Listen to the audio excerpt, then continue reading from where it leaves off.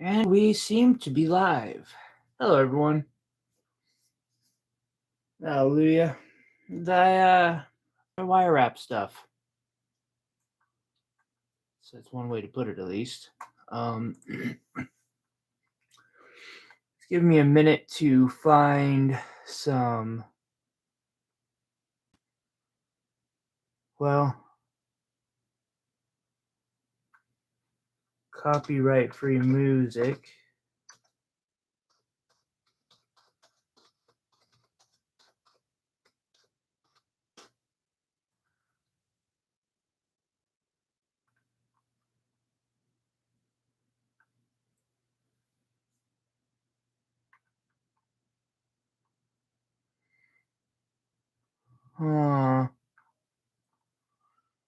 Do lo-fi.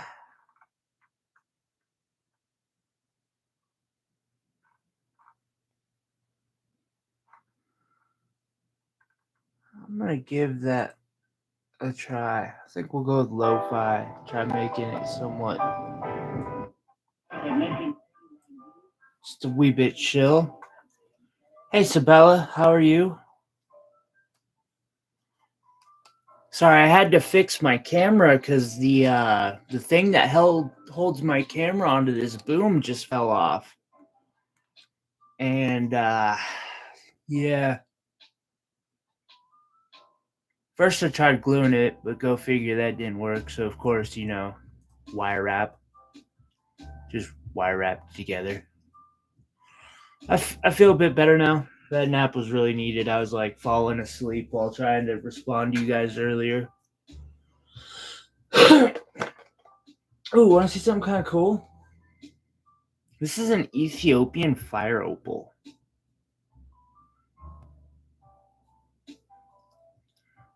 Now, I know like the fire in opals doesn't show up well on camera, but I'm not going to claim that this one's not showing up just because of the camera. But you can see it does have a wee bit of fire to it. It's kind of pretty. I might try to drill out that one area. I got a few of these actually. Here's another one. I actually polished this one up mostly myself.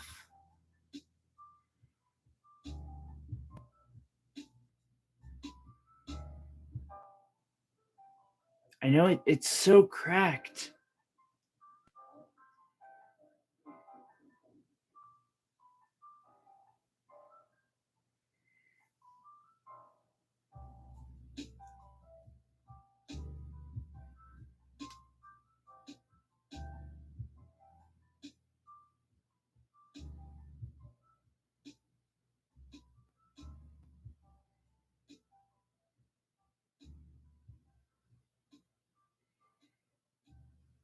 I think they are. I don't know. They are really, really cracked. And I mean, the quality wise to these ones, it really isn't the same quality, unfortunately. But at the same time, there's something about it that's really pretty, and I like it. And I might go through again polishing.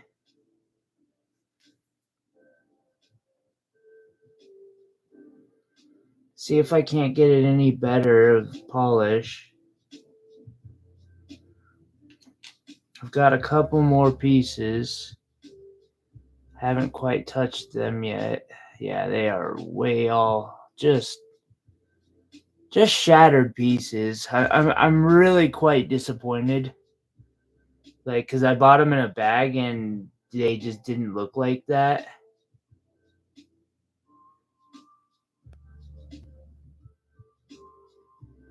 But it is what it is.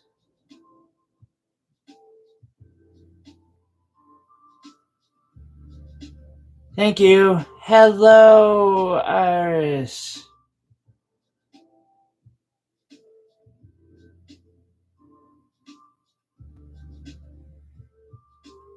MCC.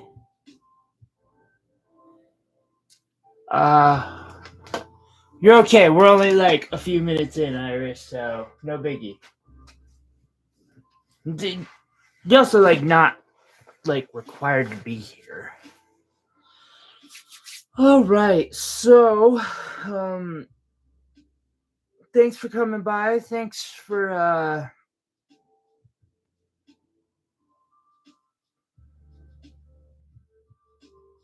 brain reboot. Yeah. Hi everyone. Thank you very much for coming by. I appreciate all of the support. What in the hell?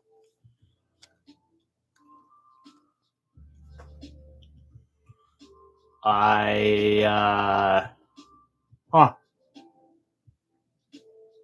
Okay, well, we'll fix that later. Sorry. Today I am doing a live stream because a fellow wire wrapper that does some amazing work was saying they really don't have a lot of great examples of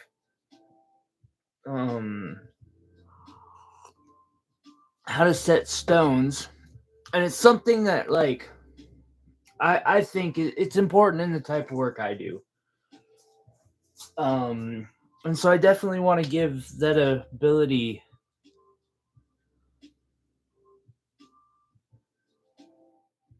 to like help show people how to do this. So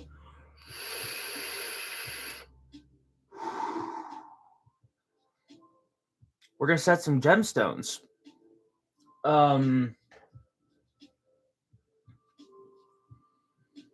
And talk about gemstones as well, I think, during this. I figure since this is about setting gemstones, knowing about gemstones is probably going to be helpful to people at some point, at least in this field. If you like anything you see, or all that jazz, please stop by celestialreach.etsy.com. Please share either this or my work over there. It really helps. Visit the Insta at celestial_reach. Same with TikTok. I think I don't run them, so I don't know, but they are pretty cool and run by some pretty cool people. Like, subscribe, the other buttons. Do those too. And let's begin. So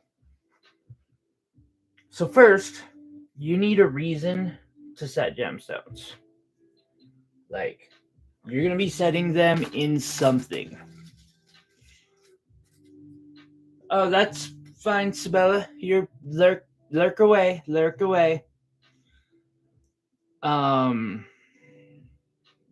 And so, for instance, I have this kyanite piece that I'm working on for somebody. I'm not super pleased with it so far, but see how it turns out. And I need to put a couple sapphires in it. I have this single set. This is a blue zircon, actually. Like, but part of me is still in shock that I set this blue zircon in this piece. But I mean, it's a beautiful stone. And I'll get in more about the stones. And then I have this super heady, and it's going to be gemmy. It's sterling silver, Ethiopian opal, rainbow gemstone pendant. And This I'm actually like endeavoring. I want it done by the time I go to the Durka. I know the answer to this. By the time I go into the Pride Festival that we're having this a week from now, basically, little under a week from now. This is a big piece. And my last piece that I had made for Pride, one of my normals got a hold of me and was like, "Hey, I want that. Can you do it for this price?" And I was like, "You're lucky I like you." I mean, from a business standpoint, they do like continuously come back, so of course you're always going to treat your loyal customers well if you know they're like going to keep coming back. Actually, though, I try to treat everyone well. So, gemstones. The first one that I am going to show today is going to be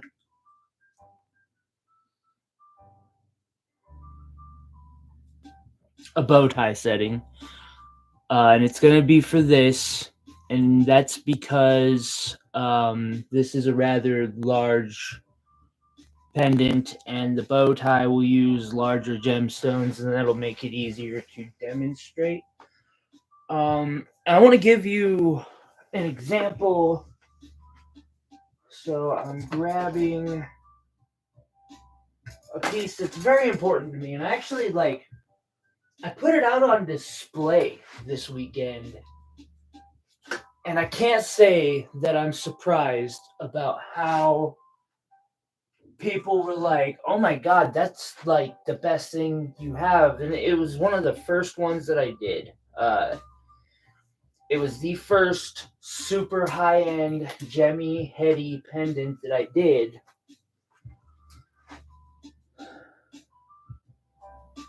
I did it with fire agate. And so right now I'm planning to redo this somewhat, which now that I look at it and I notice, hey, this has an Ethiopian opal in it. Wonder if I can find a way to maybe get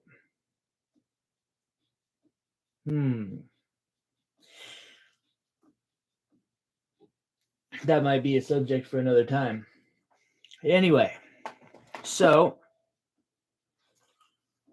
I am going to be using sterling silver and 14 karat gold for this.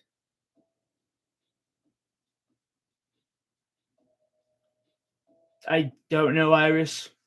I really don't. I'm sorry I can't give you a better answer to that. That's a great question. I'm not.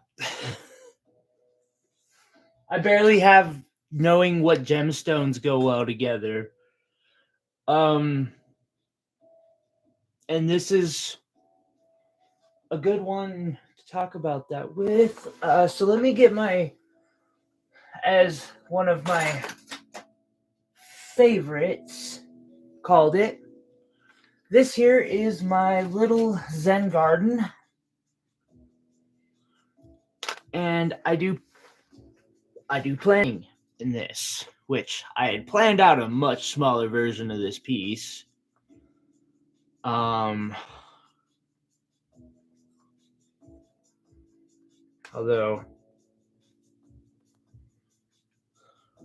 wish people wouldn't fuck with my Zen Garden anyway. It's okay. And so one thing I'll do is I will set up like pendant ideas and start making arrangements. This is just clay, and so I can make gemstones, just barely tap them, and they stick straight up for me, which is perfect. Just what I need.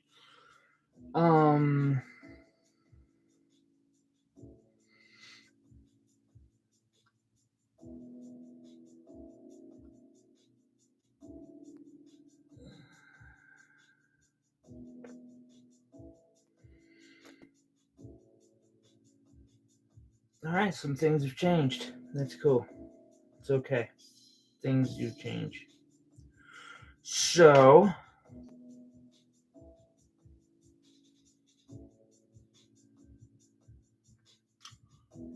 I have one obvious thing that I need to do with this piece. Even though I'm not exactly sure I'm gonna go about it,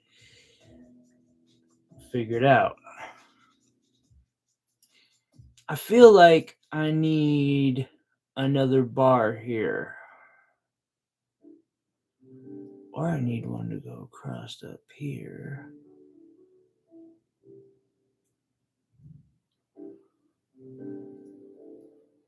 Right to there. Okay.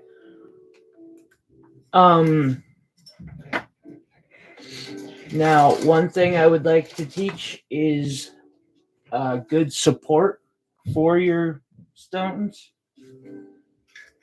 And on that note, what I'm going to do is I'm going to take a thick piece of wire and I'm going to insert it where I am planning to kind of start putting in some of these stones. Or one of these stones. And it depends. But particularly, I am thinking about one of these stones. And I want it secured well. So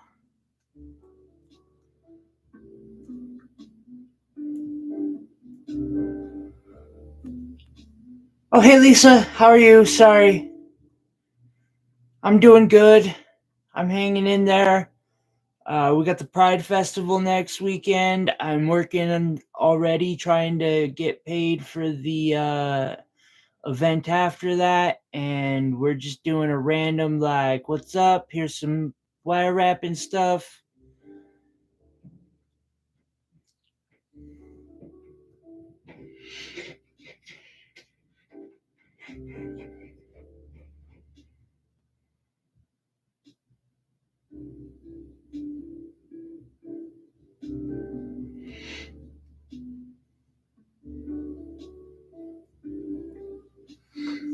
You all right, Lisa?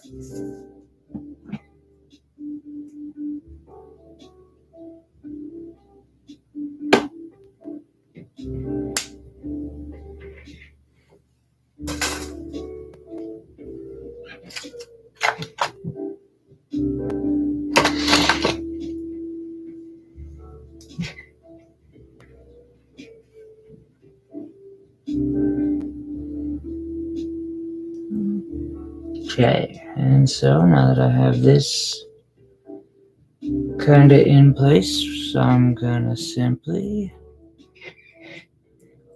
arrange where it'll go best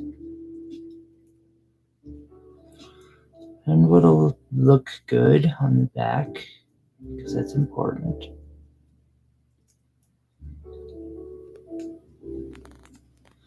And I say that's important, guys. This piece that I am planning it to be like $3,500 to $4,500.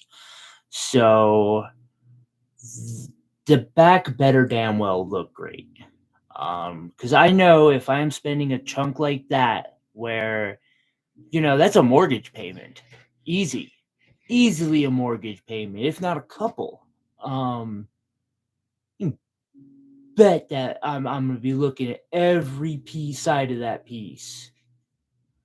And also I'm kind of making this, even though I know it's not gonna sell there, for the Pride celebration.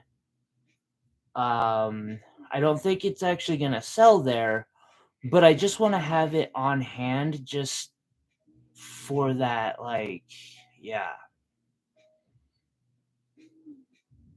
Just kind of a like thing, I don't know. The spirit of that support. And I know it's not the exact perfect rainbow for that, but at the same time, I am working really hard to make it shift through that spectrum. Just, yeah.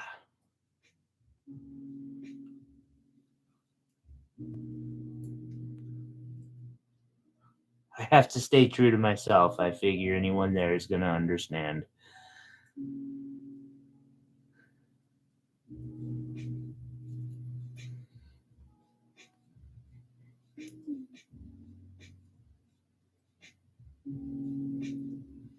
Which, don't get me wrong, I could make a couple rainbow pendants, and I've been thinking about how to go about that.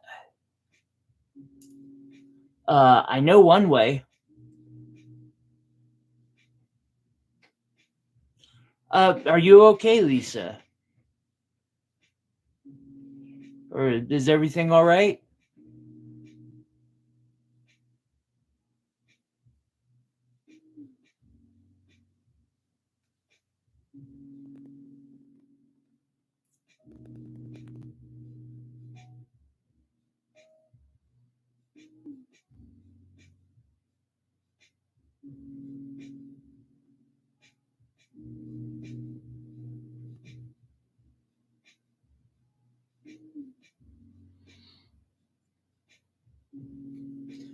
By the way, real quick, if you are watching this, right now I'm looking for a web developer.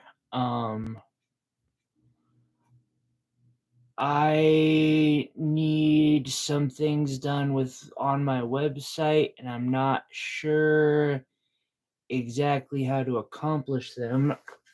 That may be changing, but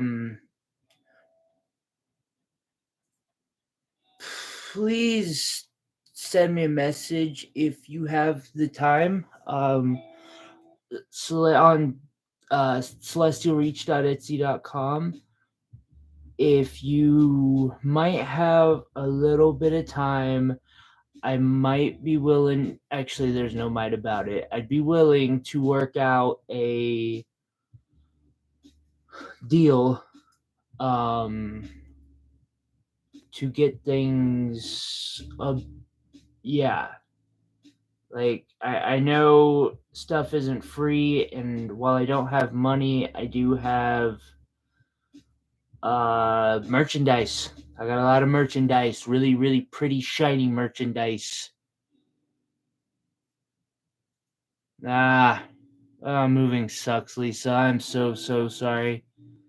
I totally understand the pain and moving, and it's no fun.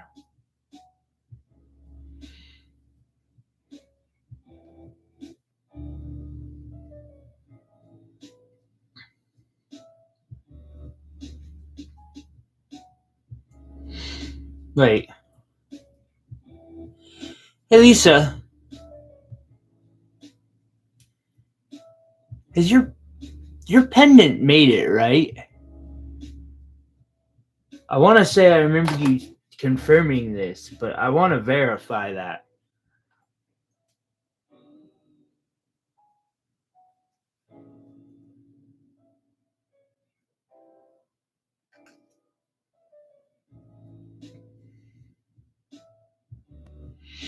Yeah, totally understand that.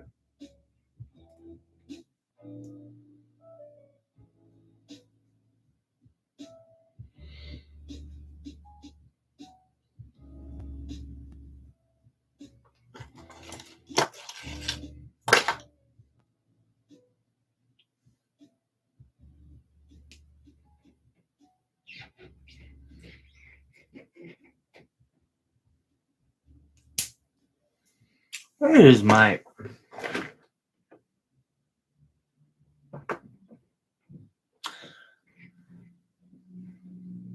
I'll be right back. I just realized my scrap box is not here, and when you're doing any of this stuff with sterling, have a scrap box.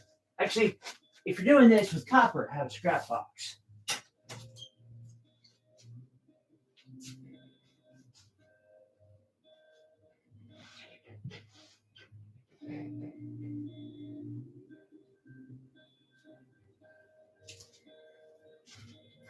Because mark my words, one of these days, and how's this? Y'all managed to get me to 1,500 viewers, and I'll make that happen like ASAP. I'm going to do a tutorial on how to extract the metals out of your craft wire. So if it's silver plated, get some sterling silver out of it. There we go. Boy. A lot of... I wonder if that's actually gold. I think it is. It's totally gold. I don't know. I'll have to check that. That's totally gold. So this is my scrap box. This isn't scrap. I just got done melting. Sorry. This is my scrap box. I just gotten done melting down all of the gold and silver pretty much that I had in here to make more wire, kind of. Oftentimes what I like to do is I will take this sterling here and I will use it to learn how to make traditional jewelry. So my scrap wire becomes my traditional rings.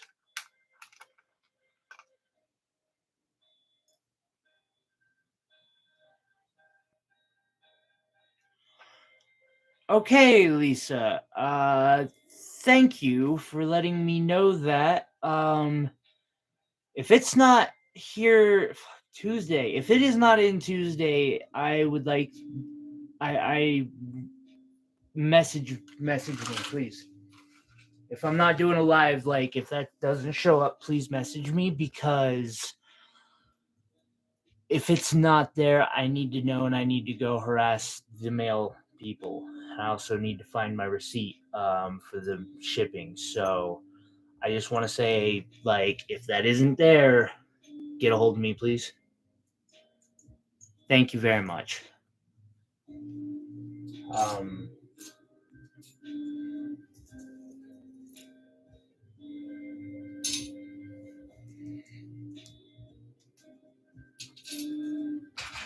Okay, there we go. Oh, no. Back here.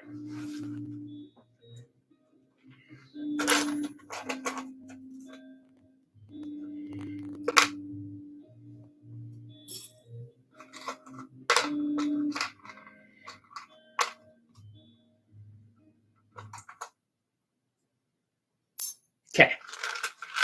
There's my scrap box. Cool.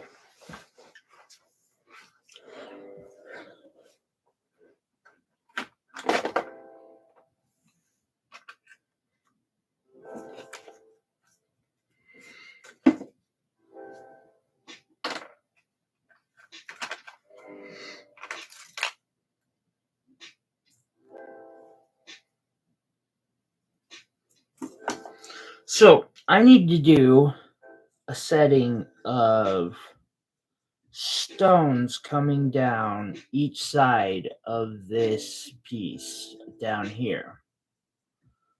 Now, for something like this, what you want is bigger stones, and I'm going to want them to have as high of refractive index as possible for the colors that I use.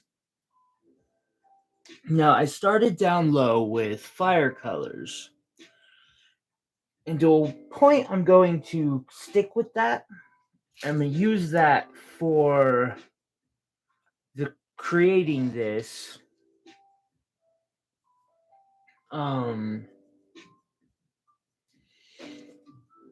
Because that does give me the ability to go with, start out with at least,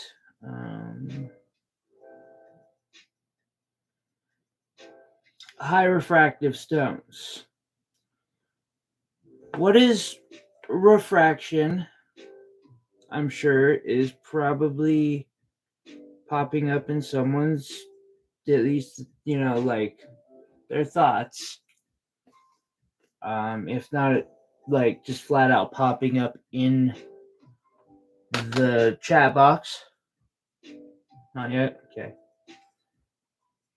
And I'm going to answer that question here. There it is. Cool. So, refraction is the brightness. And I guess it's not just refraction I'm looking for. However, the quality that I'm looking for, I have never seen in a low refraction stone. I don't believe. Yeah, I have. It's more of a glow. That's even not bad. Yeah, it's still more of a glow. This is like tanzanite, even. Tanzanite has, okay, yeah. So, refraction, the refractive index is basically how do I put this in the simplest terms? How bright or shiny the light bouncing off of a surface is. Now, when light goes into a gemstone, the reason it's cut with the angles in the back, which is the problematic thing that we're working on today, is the reason that those angles are cut like that is because the light enters in the front of the gemstone, bounces off of the first side, and the way it bounces is at an angle. It's like a mirror because it's sideways like that. It bounces that to the other side, which shoots it back up. Now, in a low refraction stone, let's say amethyst, something I've noticed is what you get is a glow effect, which is pretty. But in a higher refractive stone, what you can get is that glow effect, but that sparkly brilliance from inside, and that's what I really want. In this piece. Now, where's the cutoff line for this? I don't know. I notice that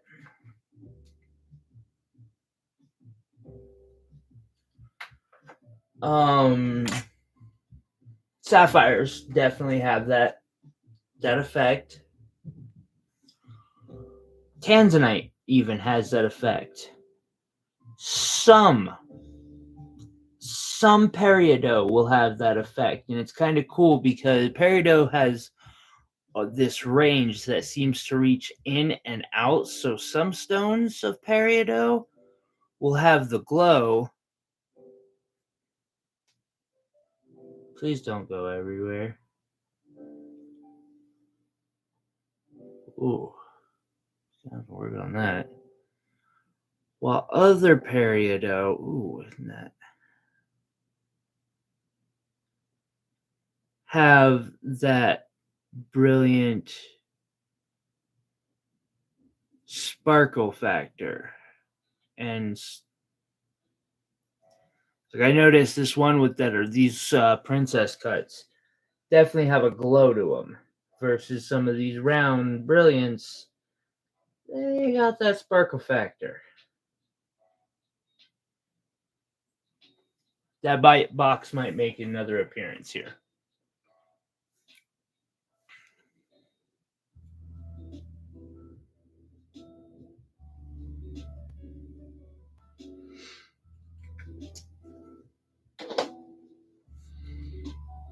On the other hand, oh, nope, we're not opening that. The moment I do, I'm losing stones.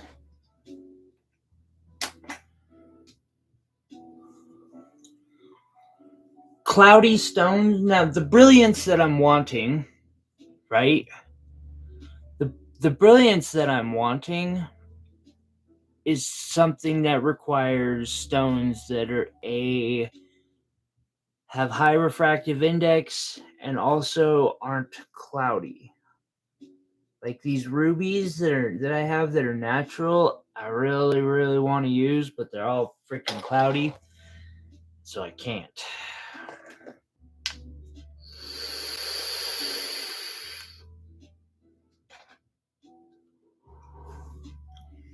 My emerald is a good example.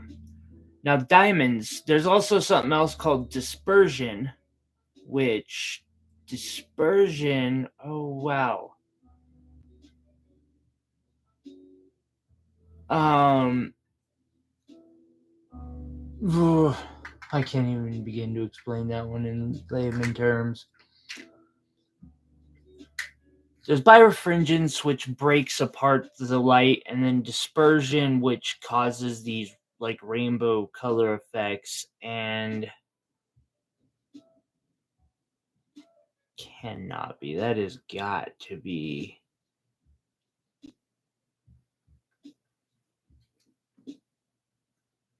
All of which have, like, each stone has an exact amount of these qualities to the point that each one can be measured. And that's part of the process of identifying gemstones, is like you can measure the refractive index of a gemstone and get a lot of information about it. Okay, so right now I'm running really low on my round garnets, but that's okay.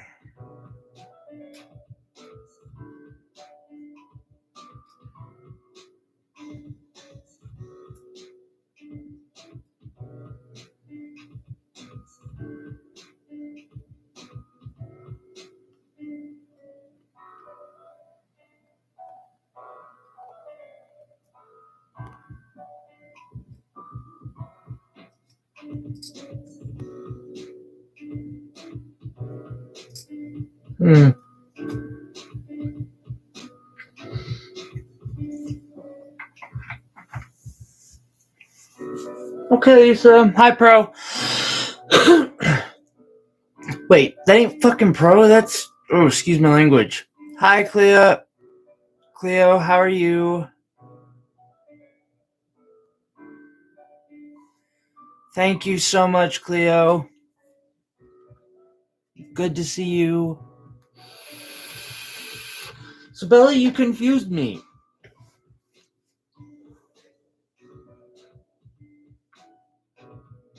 I do want to say, though, that whole thing about the brilliance being in, like, not being able to be completely sparkle factor is not 100%.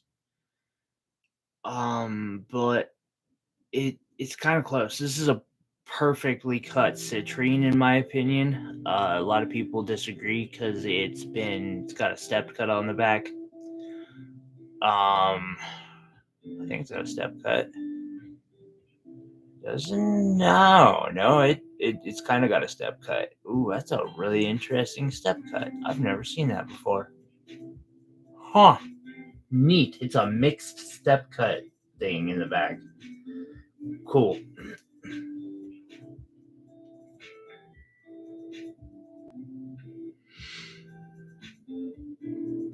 So,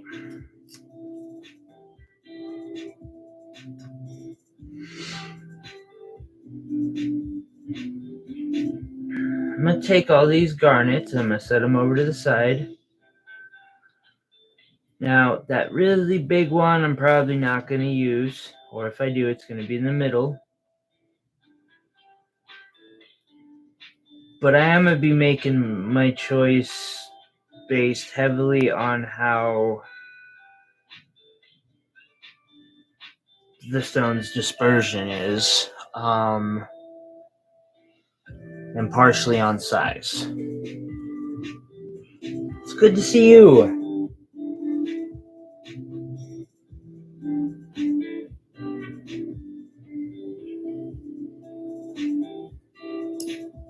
Oh, that stone just tried to escape.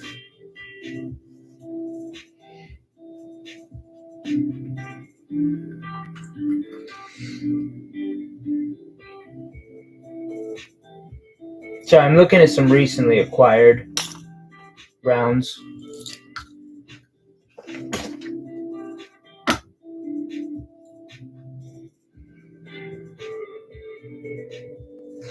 Garnets are really hard. They rarely are super nice for some reason. I don't get it. Because they are so beautiful. Like this one's purple. But I don't know, like the coloring and so many problems with garnets.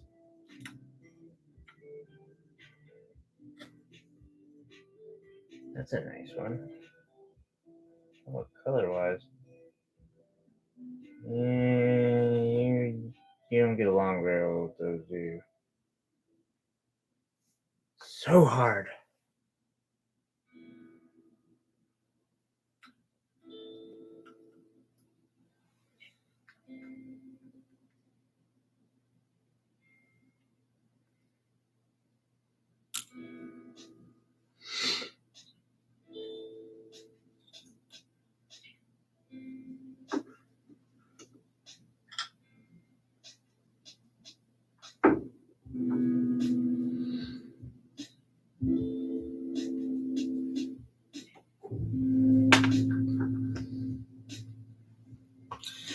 So these are yellow sapphire.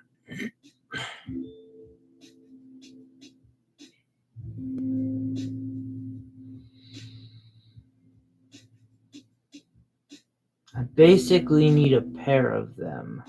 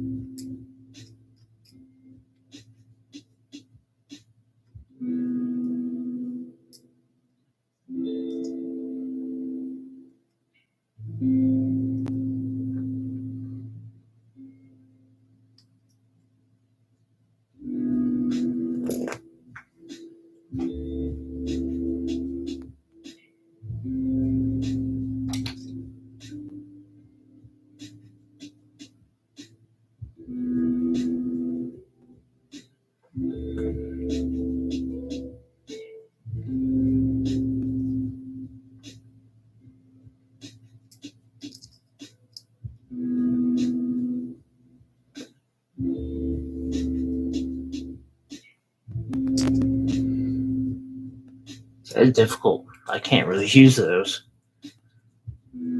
I am personally. I got a challenge ahead of me in this, and always other things, but I find enjoyment in it.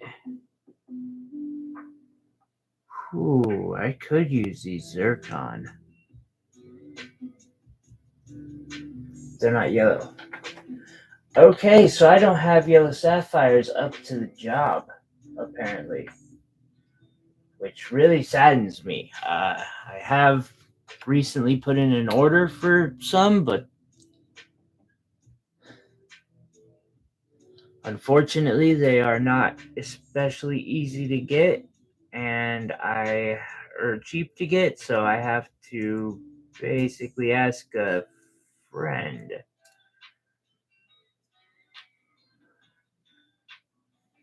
Do have these Citrine though. Now they aren't exactly what I'm wanting on the sparkle factor.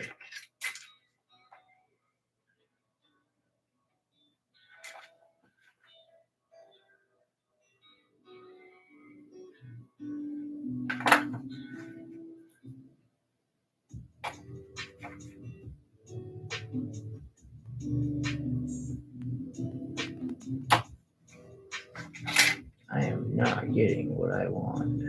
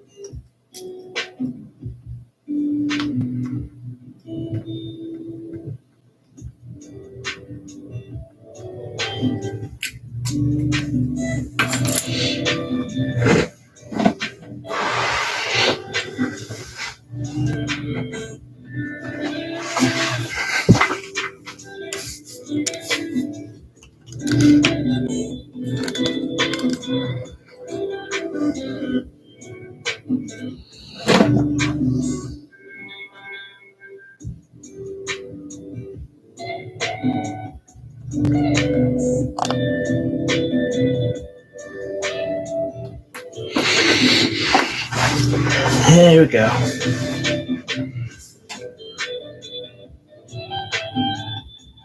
I can see that one from space.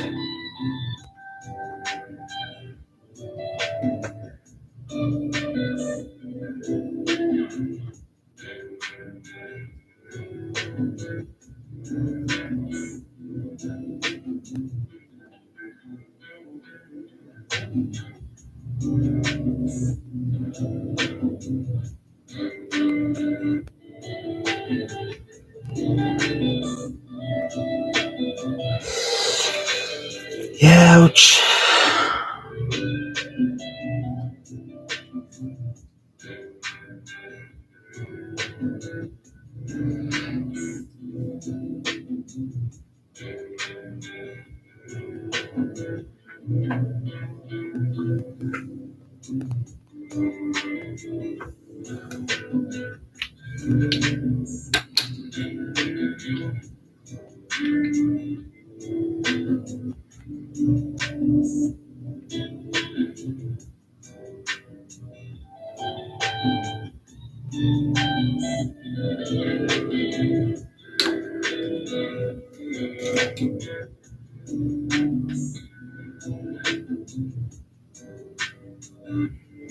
Okay, so I'm going to use these two Citrine for the color.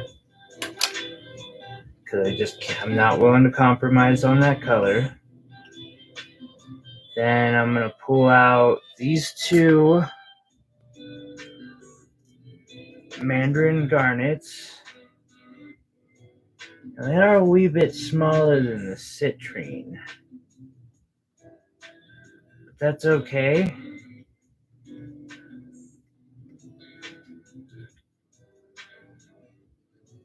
This is an opal piece.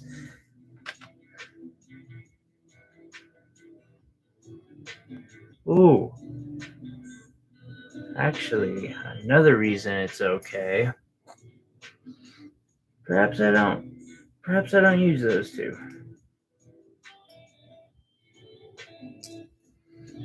I'm trying to. This is not one. Oh no, you're fine, Cleo. I am putting together a this is a kind of a tutorial on gemstone settings, and so I'm pulling the settings that, or the gemstones that I want to put in this piece that I'm working on, this one, and then I will do a bit of I'll make the setting for them. I'm just trying to get the right pieces for this, and that can be really difficult.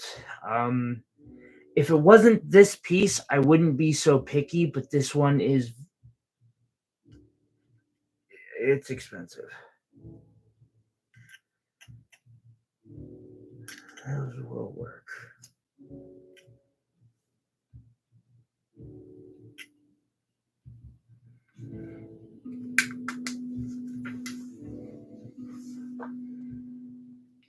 So what I'm doing is I'm trying to get the stones that have the most sparkle factor. Just the most insane, out of this world, but natural sparkle factor. And then I'm going to do the setting for those. And then I will do a setting for a single set, which actually I might do the single set first now that I remember that I also need to do that. Hello, what are you? You. Probably a sapphire. There's sapphire, there's emerald. What the fuck is that? Excuse my language there.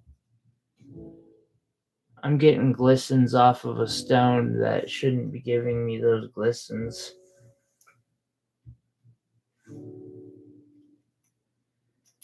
And it's making me wonder, like, what the hell is in this particular box and why.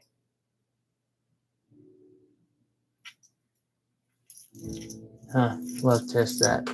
Okay, so I have red going to yellow, orange to yellow. Now is green, I guess. And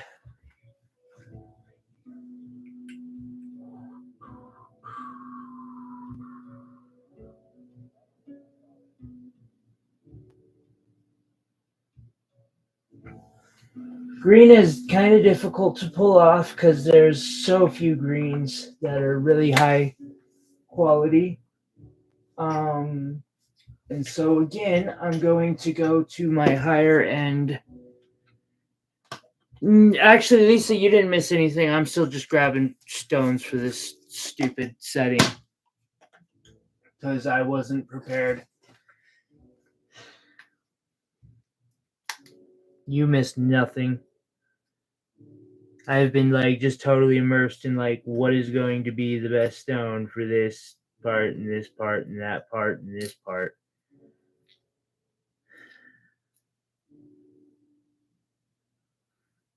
Those are way too big. Huh, all of these are way too big. I won't complain about that. These are kind of pretty. They're chrome diopside. The only source for them is Russia.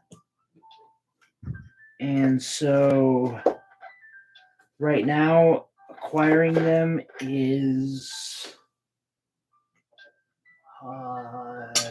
difficult, I guess would be a good way to put it.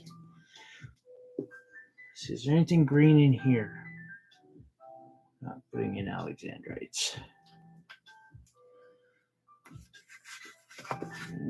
Those probably won't need those. We might, and we're definitely gonna need some small pansies. All right.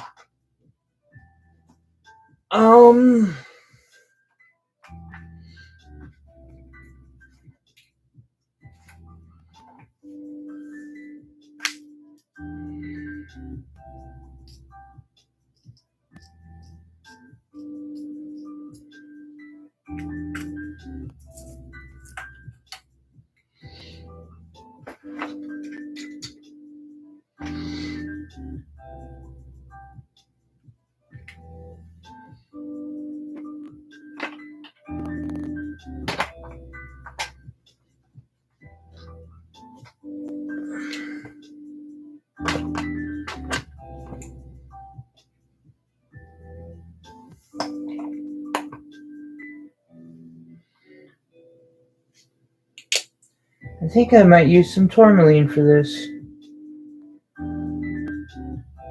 That's kind of small.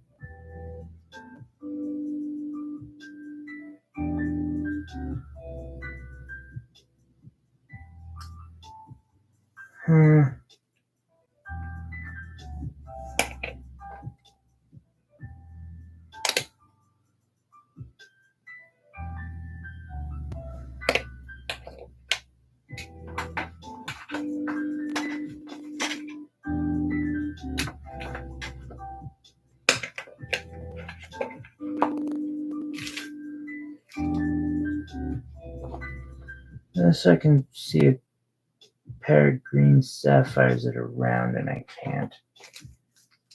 I guess the tourmaline it is.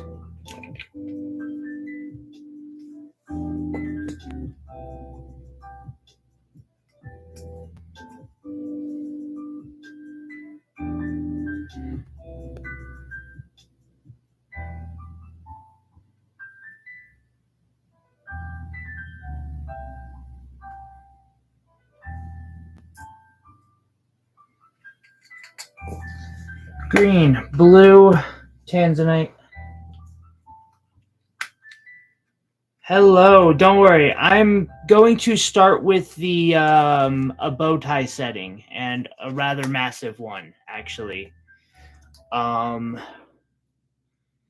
So you see how on the bottom of this I've got a bow tie setting going up and down each side? I'm going to do that on this one.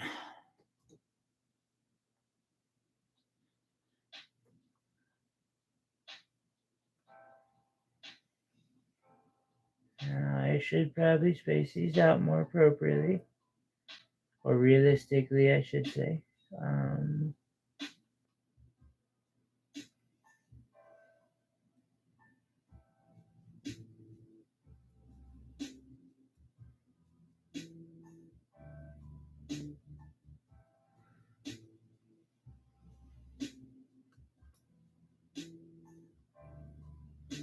So yeah, and then after that, or maybe possibly before, I'm just getting the stones like put into place. I will do a single setting of one kind or another.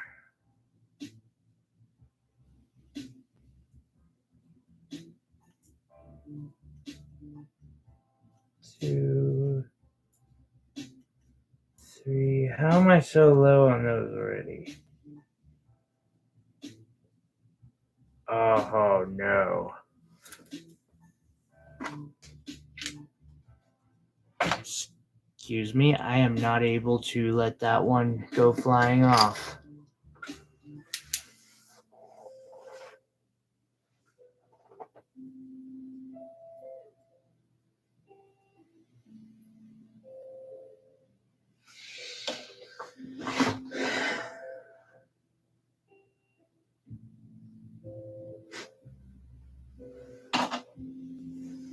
Oh, come on.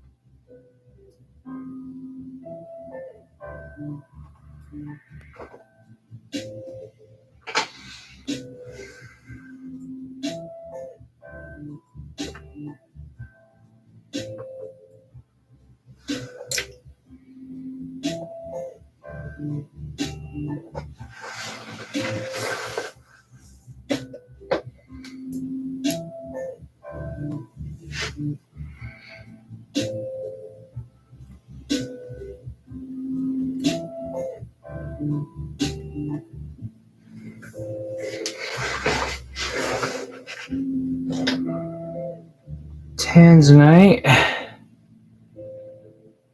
Oh no, shoot, huh?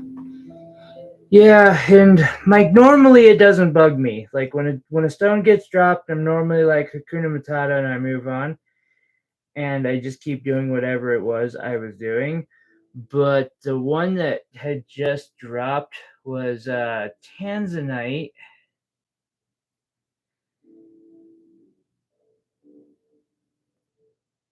And one does not simply drop a Tanzanite and let it stay on the floor.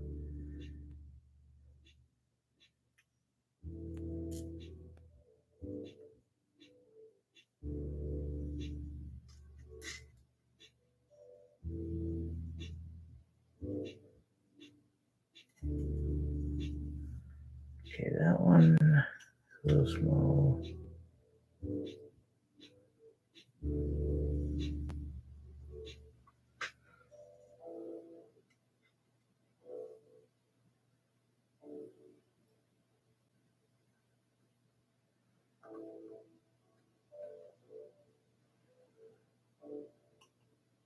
Hold up.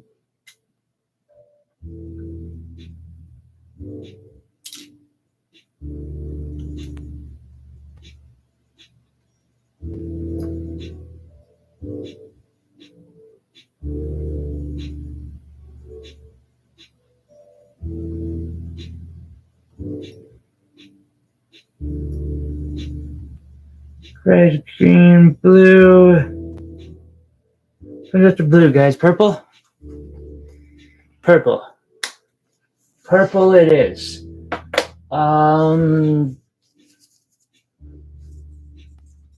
This is not a hard one.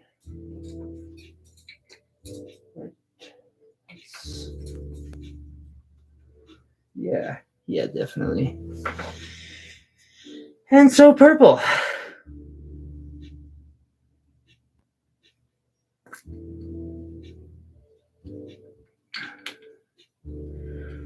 For purple, I'm going to pull out two of my grapiest rhodolite garnets. Those are a little too red.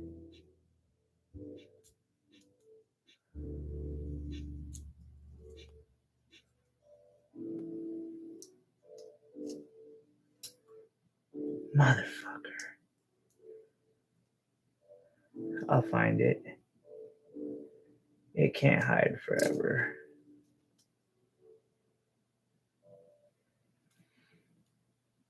The only thing about rhodolite garnet is not all of them are going to look the same, and you pretty much have to like set them up next to each other just so you can see their color spectrum.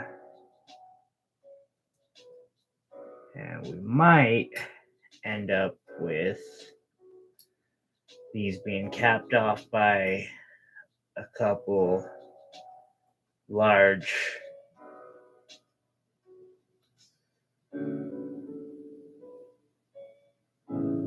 or even small.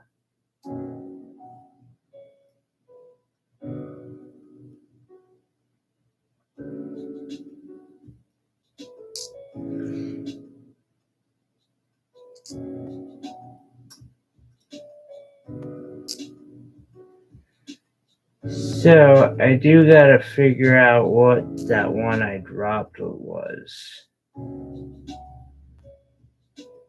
Just in case it was that purple. Oh, and it didn't go far. And oh, meant to be. It is. Yep, nope, that's it right there. Rhodolite purple.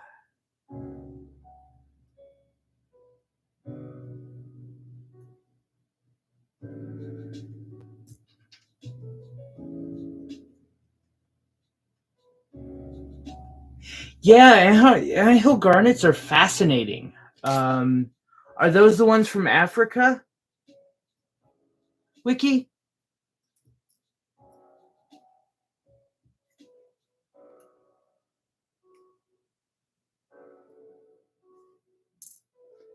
Another interesting garnet out there. I don't know if it's the Imbara or Anyway, this garnet was literally trash, and they didn't even realize it was like worth anything until they realized, oh hey, this is worth something, and had to go dig it out of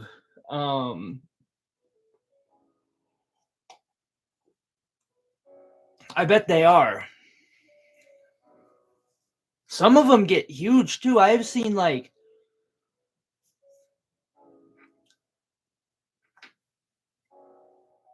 for instance, I have seen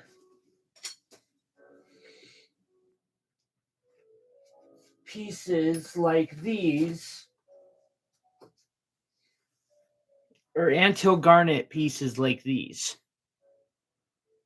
faceted and just magnificently huge.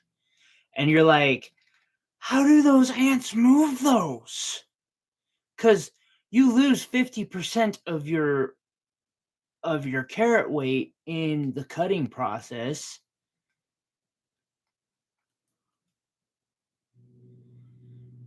Oh wait.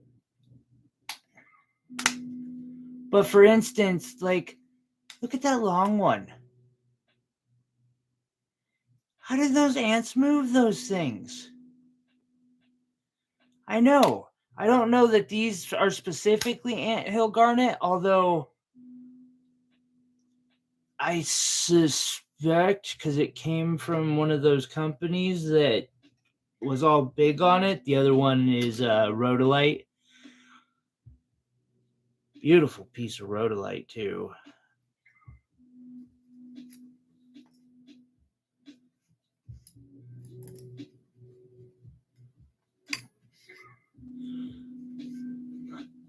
I did say in the description that this was also going to be about gemstones.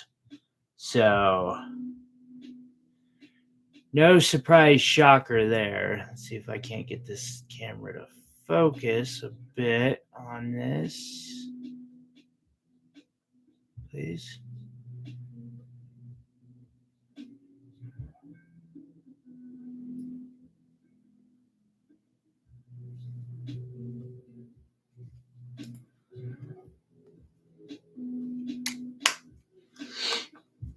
Oh, there's Pro. Pro, you missed it. Sabella pulled a trick on me earlier.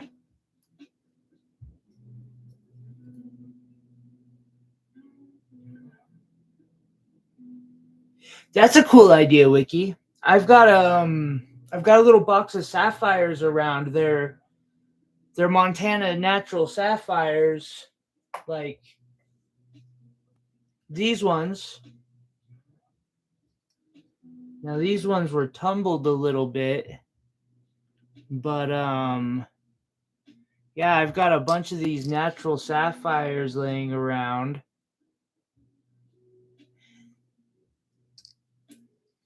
That oh, there we are. Right there. That do good, really good in those little tubes. Yeah, that's what I figured you were talking about when you said little nuggets.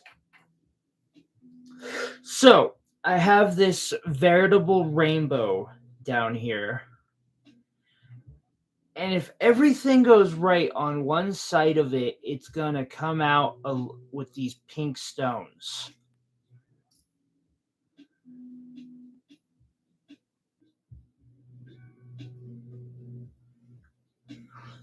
But that's a lot of rocks.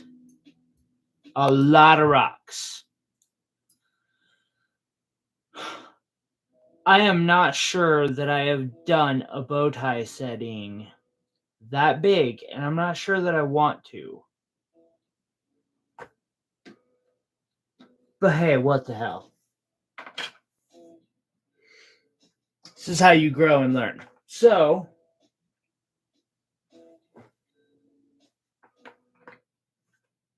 to get all of these in one, oh, ouch, my gold reserves on this can take such a hit. Sorry.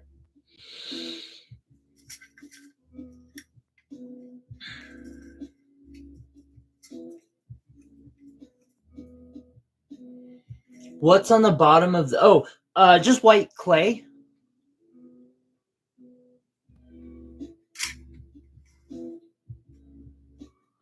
That way it holds my gemstones when I want them to get held somewhere.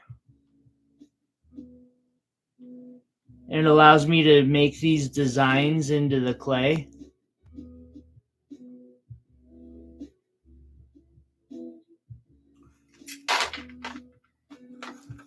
I'm not... how do I say this without getting, like, torn to shreds? I'm not the kind of artist that works with pen and paper, and I never have been. Like, I never even really considered myself an artist before very recently.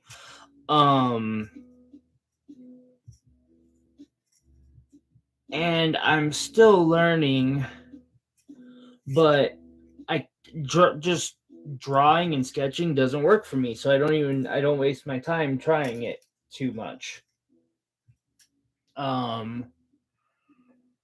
Somewhere around I have, and I'll put it up again someday, the little sketch of that I made of my and it's about as similar to that as a stick figure is to a person. But I mean, I was able to lay out the gemstones. And after a while, I started learning, and I do believe some of the high-end creators like Cartier and stuff use this method. Whew. I am going to pray this is a long enough piece.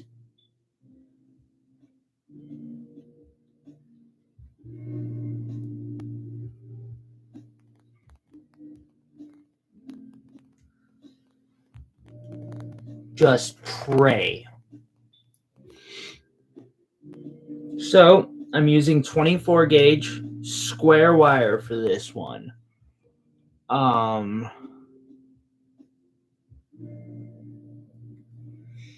what I'm going to do is I'm going to get that square wire bent in half, which sometimes takes a little bit of work for me, because symmetry is another thing I do not excel in.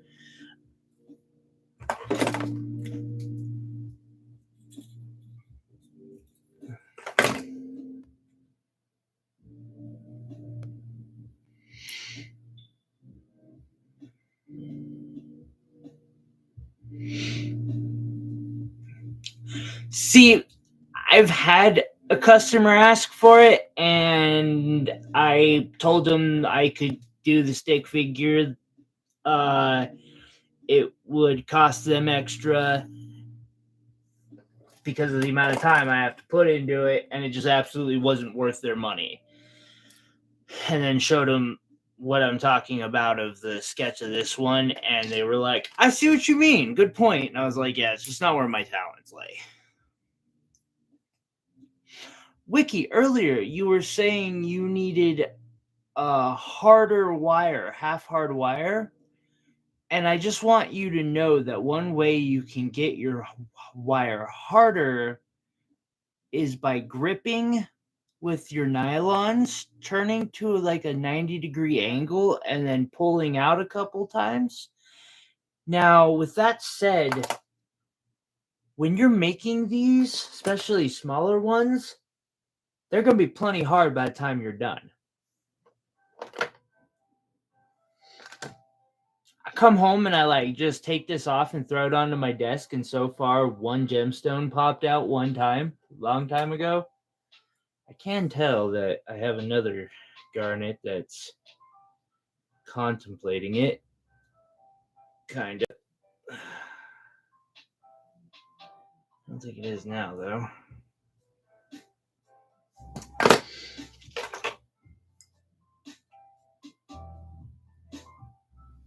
No, yep, it is.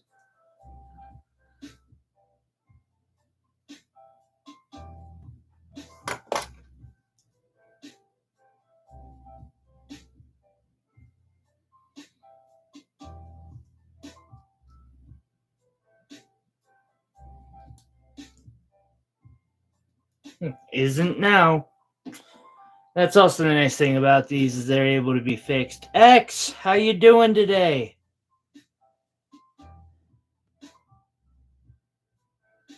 That's fair.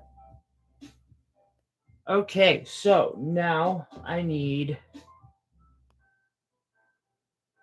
wire to bind this together.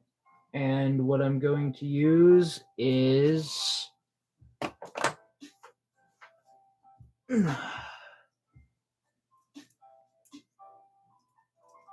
what the fuck happened to you? Excuse my language. My gold reserve is coming apart and getting wrecked, and I don't like it.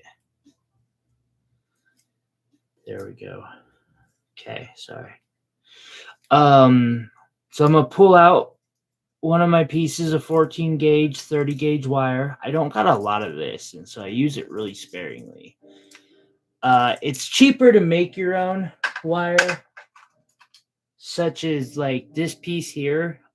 This is 14 gauge or 24 gauge. It might be 20 gauge. It's like 8 inches of 14K 20 gauge wire, and it'd be like $80 or something on Rio. I can't remember. And it's like $60 to go buy it and make it.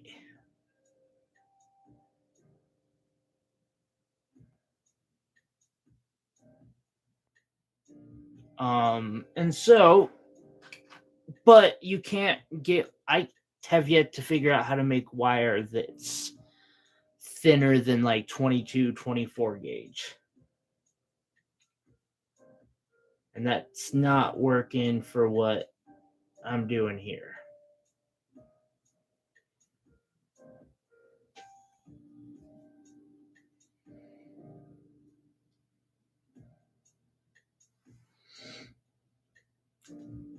So I take the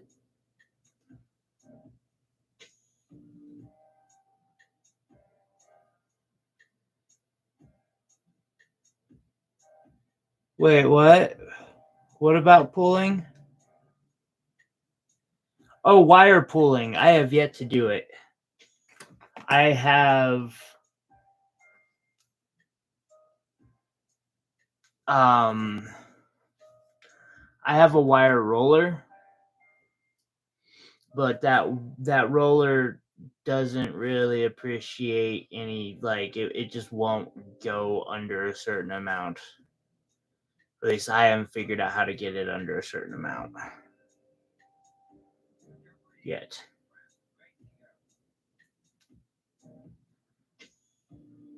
Someday.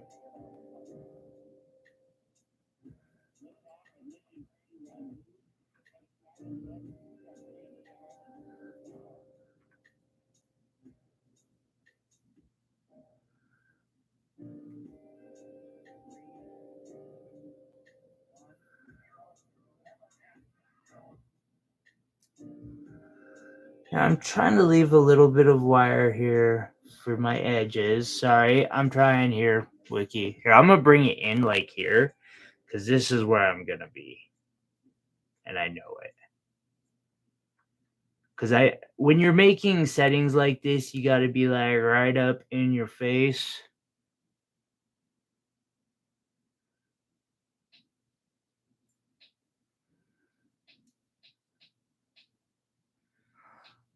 Here, also, decision on lighting. Now, this is a change to the not lit with the like special camera lighting. Should I stick with this or go back to the way it was? Is this better, or is it better with the stupidly bright lights?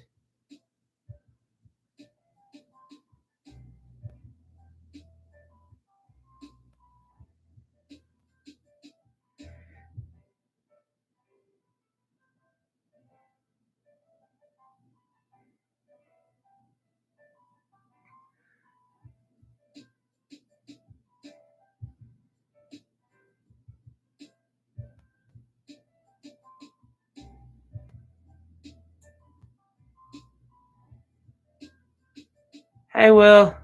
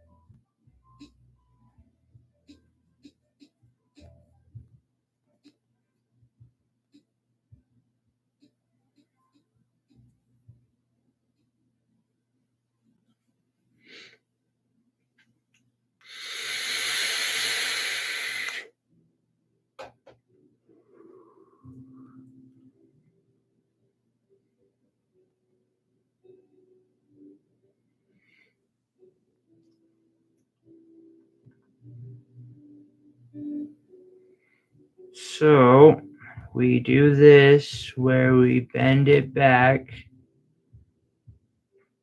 towards the,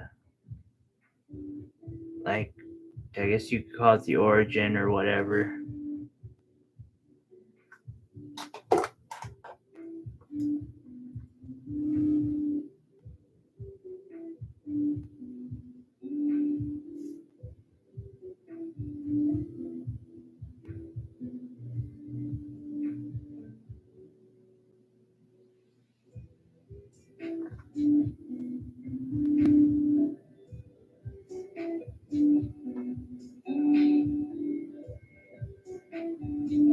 Then you bend this one back.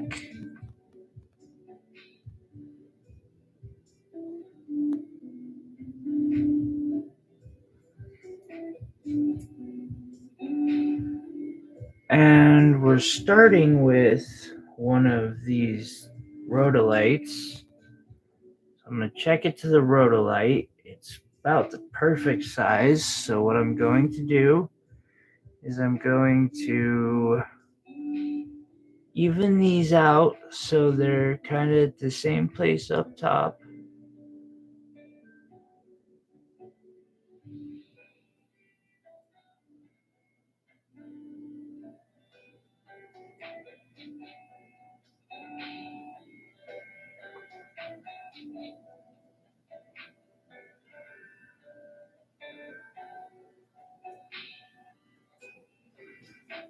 And then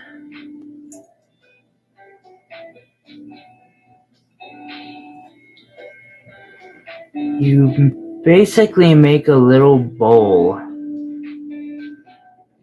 with that top part hooking over like that. Yes, I'm doing a bow tie setting.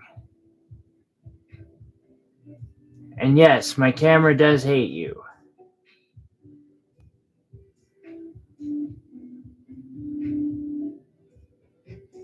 Like, it's official. My camera even wrote a complaint.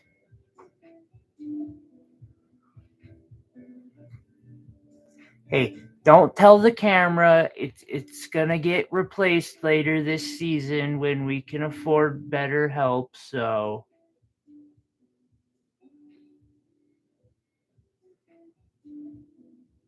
we'll find a new camera that likes you guys, okay? And me. And shiny stuff.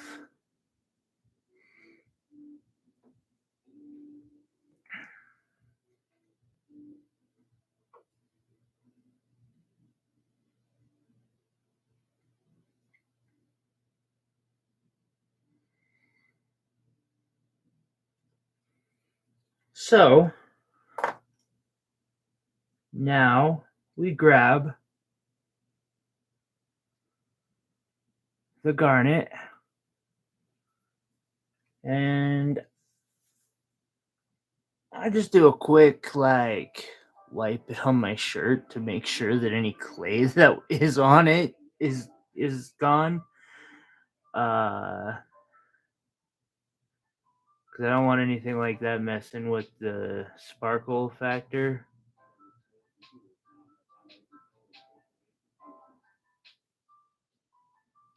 Ooh, okay. It's got a complaint.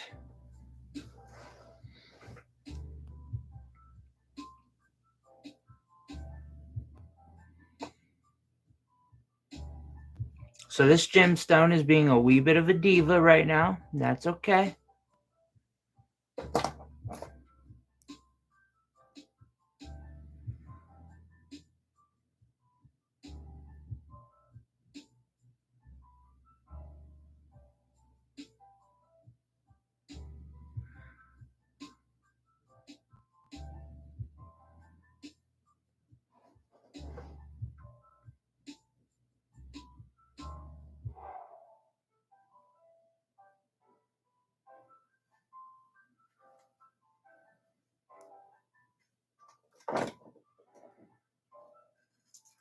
Okay, come on now. Can you stop hating me officially at least and just like, can we pretend to get along for a minute, please? Yeah, that'll do it.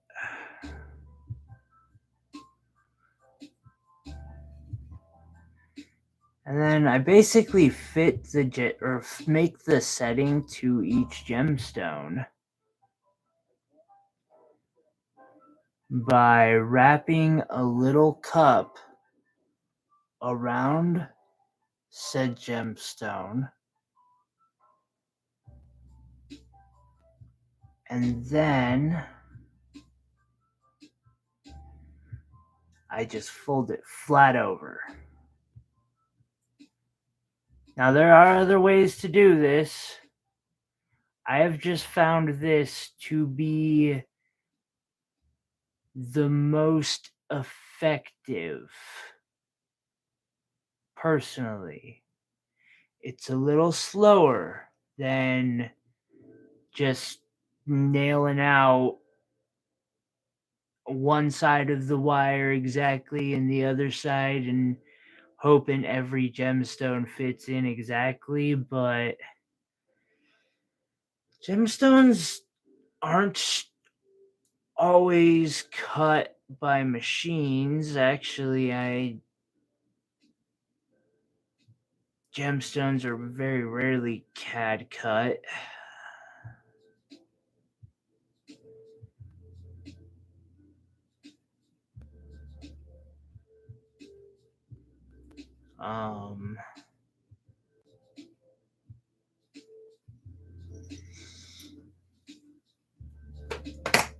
And then gold comes up and over the top. Once, twice, 3 times.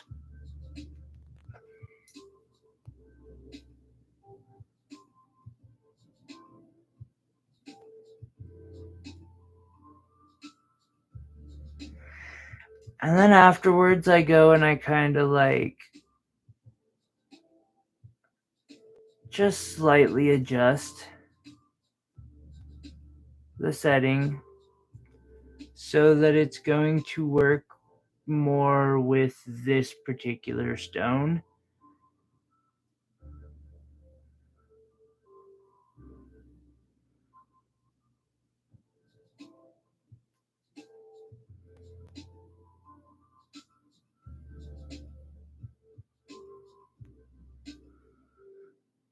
Okay. How small?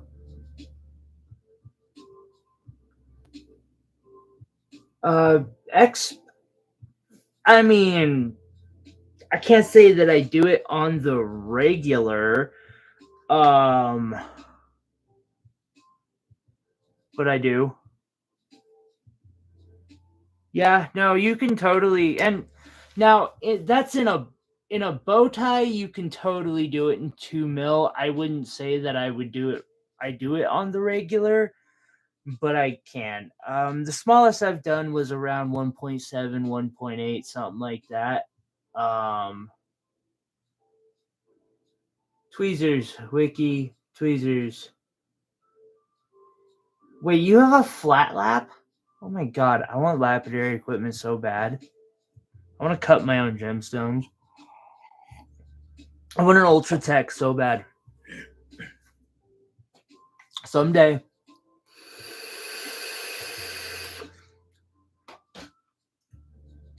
So these here are, you notice, and this was early on. Those are 2.5ers. And that was when I was just learning to do these type of bow ties. And underneath this ruby, it's hard to see, but there's actually 2 gemstones underneath it. A bow tie of gemstones down there. Like, I'm planning to do the same thing with this one. Now,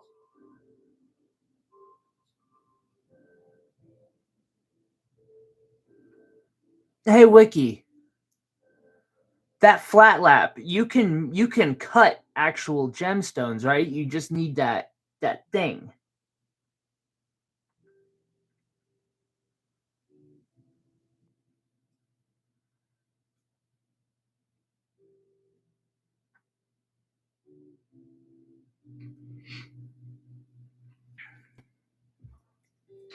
And yeah, X, I've done diamonds down that small. Actually, I plan to put some diamonds up in this one. In places that aren't super expected. So I need to make these tight. But I also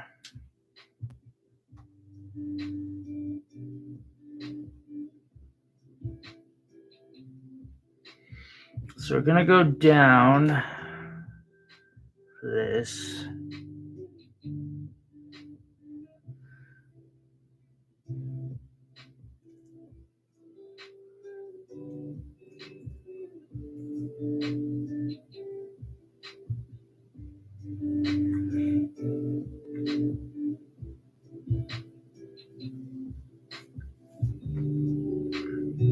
I mean,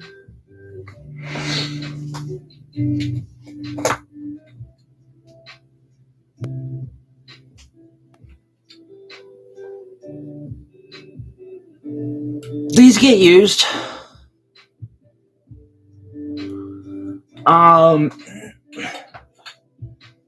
Where's that's yeah. So anything that's made it into this box has made it into this box because I can easily wrap it.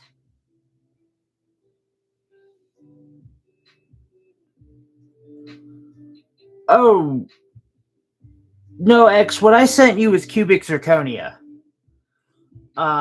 I go through and I basically put all of the cubic on those little black machines there.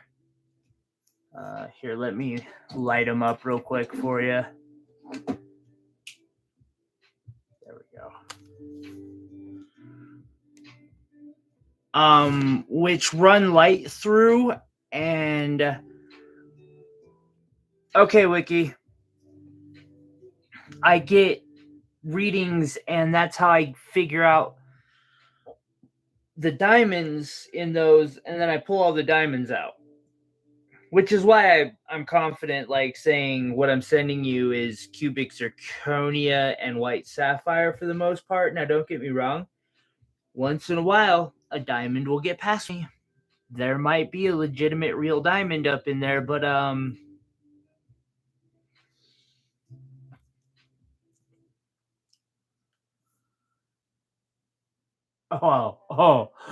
Wiki, I don't even waste time with it anymore.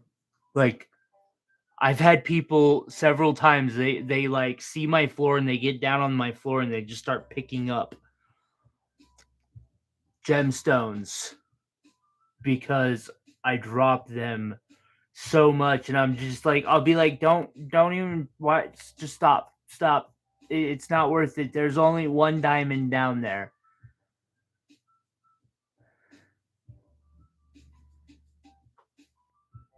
and it's only worth like $30. It's just not worth. Like, it's really tiny. It's not worth picking up every one of those.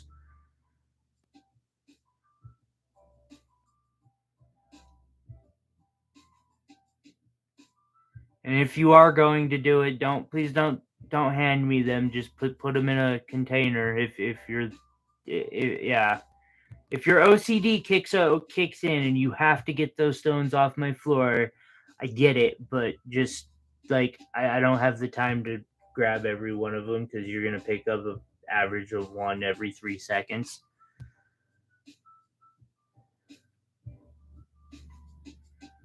I mean, some of my gemstones are diamonds. Hi, Tish. Wow. Thanks everyone for dropping in. I just like noticed that we have 8 likes and 10 people watching. It's nice to see everyone. Sorry, I'm trying to stay on camera here doing this bow tie setting.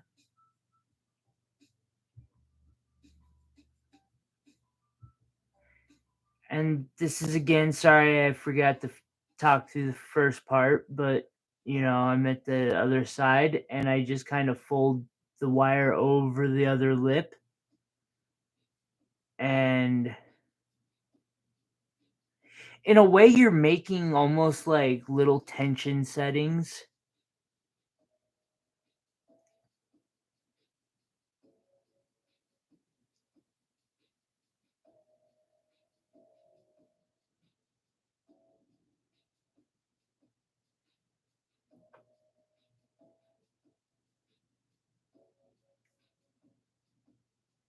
Yeah, no, it is totally a scavenger hunt. But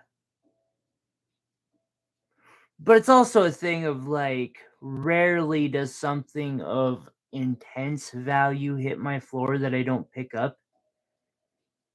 At least that I don't try to pick up immediately. Sometimes I can't. Like right now, it is really painful to bend over, and if I didn't find that tanzanite as quickly as I did, I'd have had to left that job for tomorrow.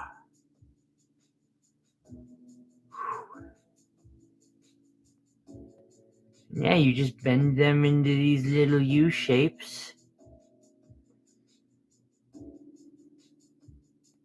There we go. And then we tie it together. Come on, focus. Stay with me, camera. Good camera. Proud of you. Very proud of you.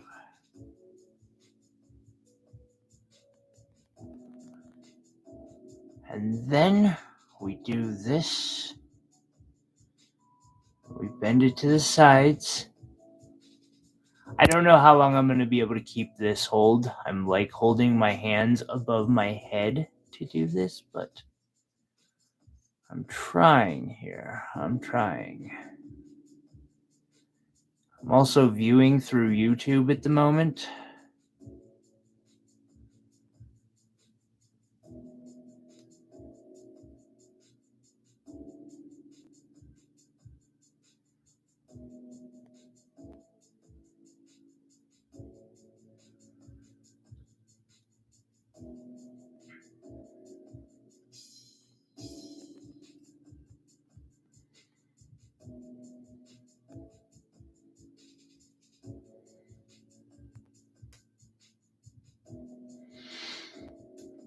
Okay, and so then you bend it down on each side.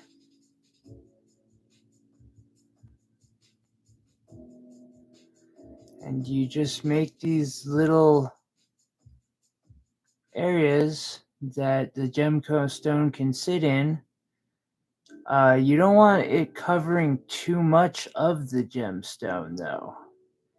Like that lip is a real balancing act, especially when you're working with like 2 millimeters.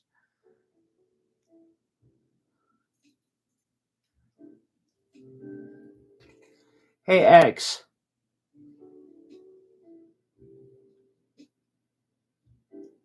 Oh, I'd be interested to see a new way to do prong settings.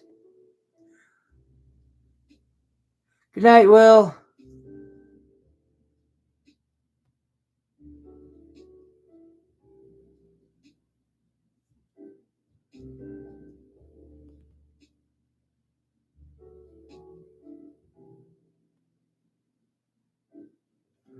Tish, the tutorials for the kits have started.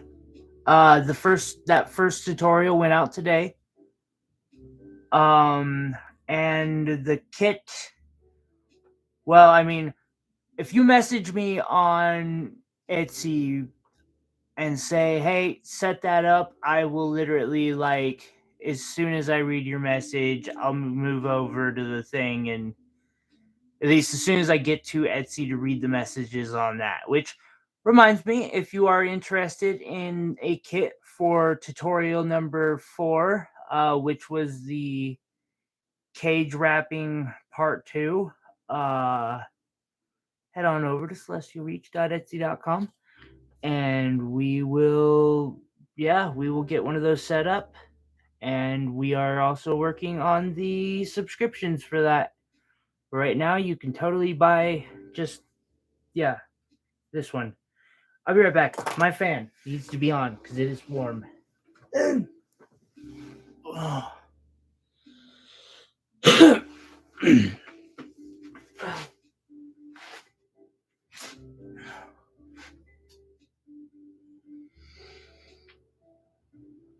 Okay.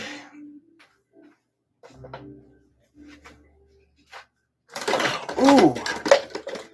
Let's have white zircon.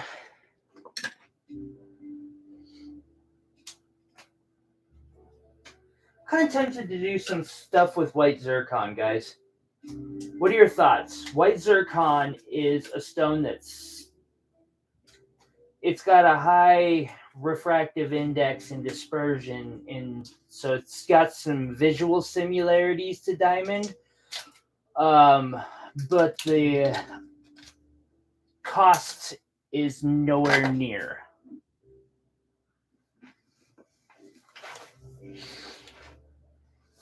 Here's a couple.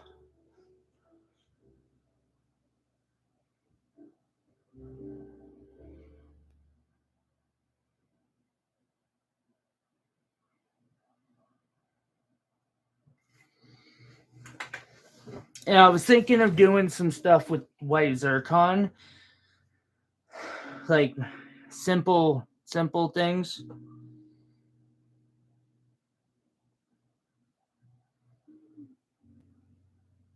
Oh, cool. Okay. Well, see, June 1st, you start. Order now. No, I'm kidding. We got you. Two kits are currently made right now. With more kits soon to be on the way.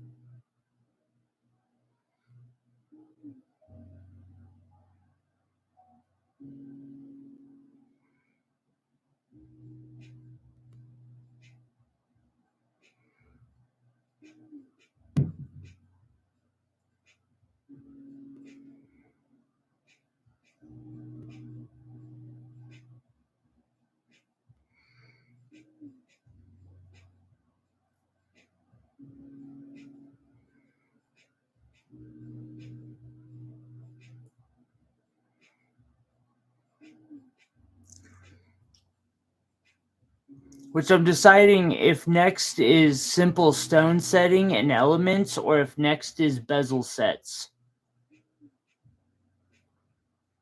I'm not sure which is more fundamental and like base.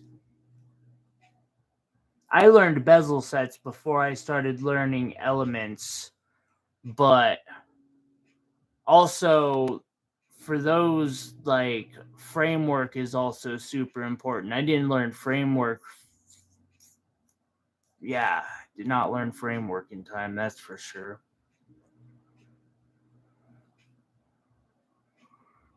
We might actually do framework and then go to bezel setting. I don't know. Ooh, but I thought of a bonus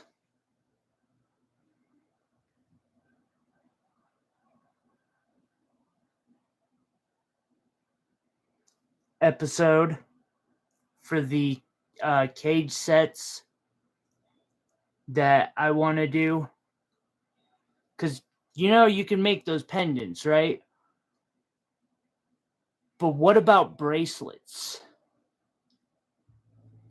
What do you think about, like, you get 7 cabs and you wire wrap yourself a bracelet?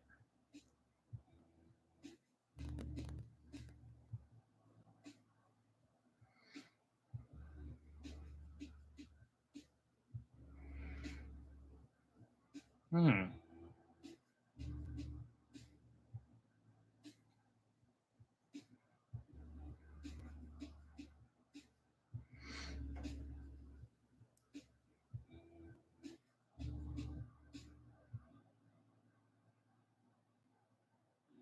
Perfect. Sorry.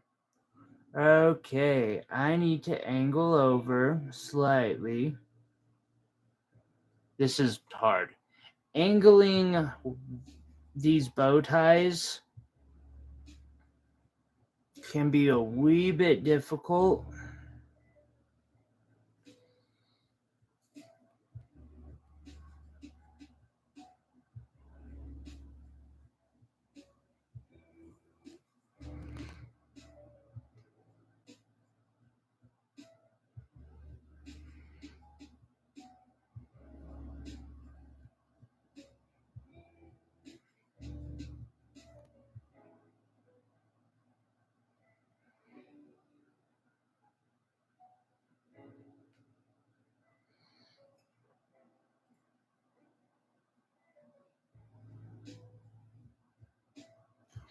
Lisa, by that point, it will be that a monthly subscription where you just sign up for said monthly subscription, and every month the kits come to you. Um,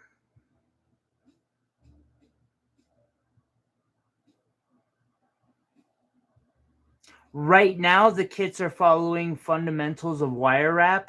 They will not always do that because eventually fundamentals of Wirewrap will be someday. I want this to get to the fundamentals of Wirewrap, and like a copper and cubic zirconia version of this would still be $100 in materials. So I can't do kits for fundamentals forever, but for now at least.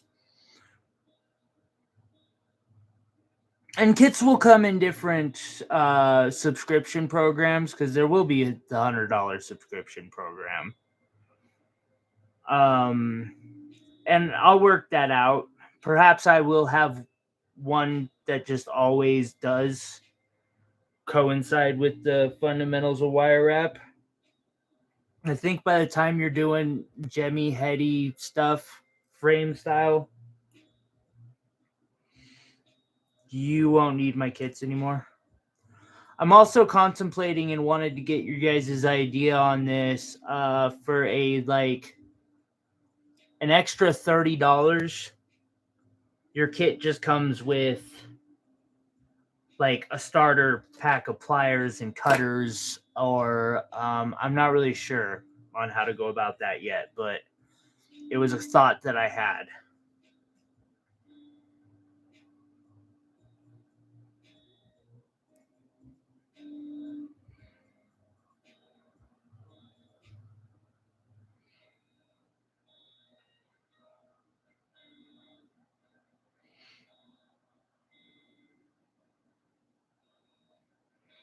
One of these days, Lisa, I'm gonna have to do another ring tutorial, but like my version of the rings that I do, and the like someday I want to work out with, like, how to do these ones that I've seen that are just stupidly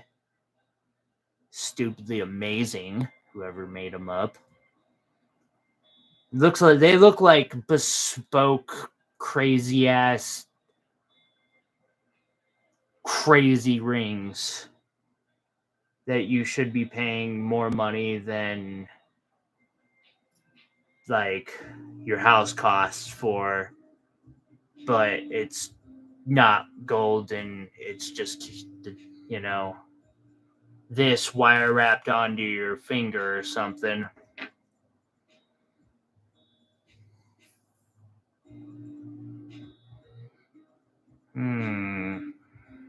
Hold. It better. It better. That's how I know for sure, though.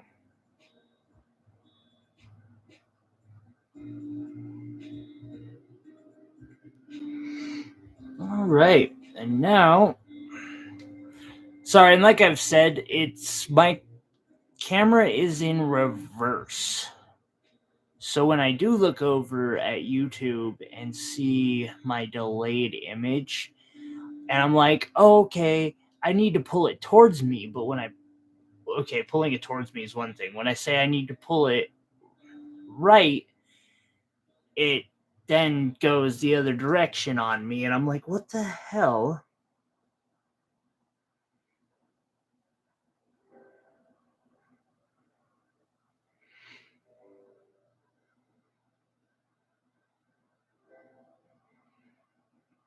It's like I'm permanently stuck with an inverted controller in Halo.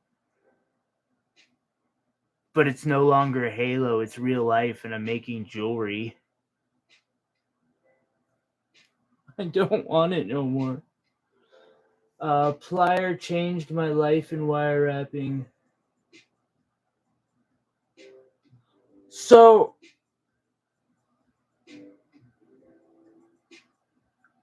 there's two ways I could do we could do a tool addition to the kits for a certain amount. So,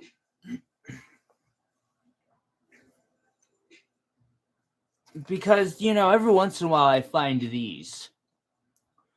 But the problem is, these are $45. So say you're paying an extra $15 a month for tools, it's going to take 3 months before enough money's come in just to equal these, let alone the time it takes for me to acquire them, pack them, do all the other stuff. This whole running a business thing is bullshit, guys. Excuse my language. Sorry.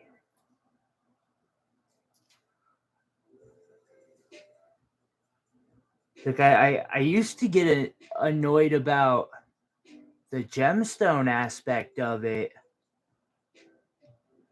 because people don't understand the gemstone aspect. People understand the fact, like, well, yeah, it takes time to do all that stuff. I get it. And I'm sitting there like, yeah, but I don't want to fucking charge you for that. I don't know. Sorry. The whole running a business sucks.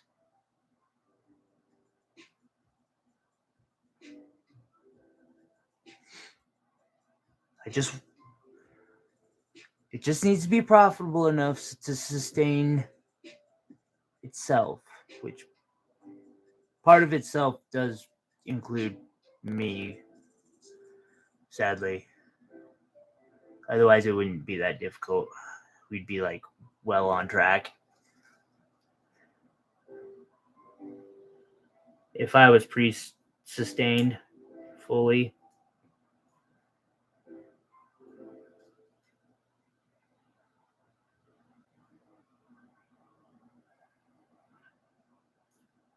I'd say screw it, let's just have fun. but I'm not. What's called the mirror verse? Oh, yeah. But a mirror makes more sense in a way because a mirror's coming back at me. This here is almost from my angle of vision. Like I am seeing my hands from pretty close to my angle.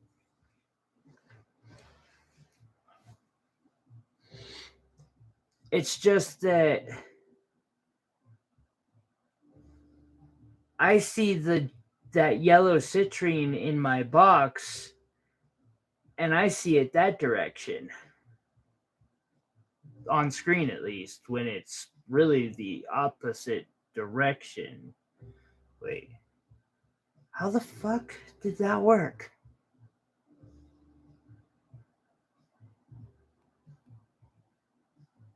Whoa, that was trippy. Sorry. Excuse my language again.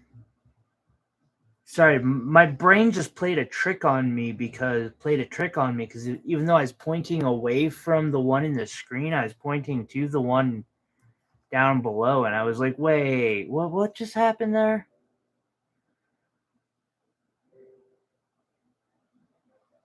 I was pointing away from it on purpose. Yeah, that is what it does.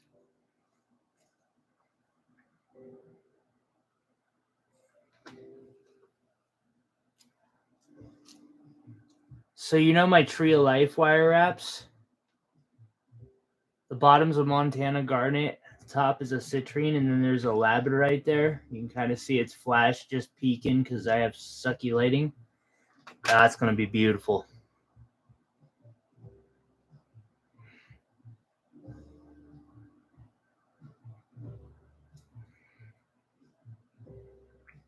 All right. And now. Oh, oh boy.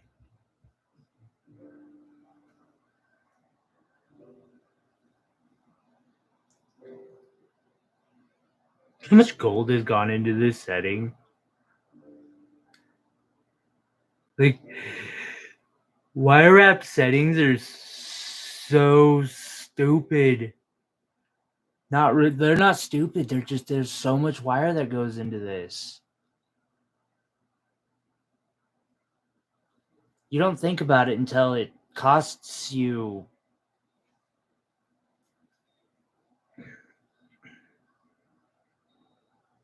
90 cents an inch of wire.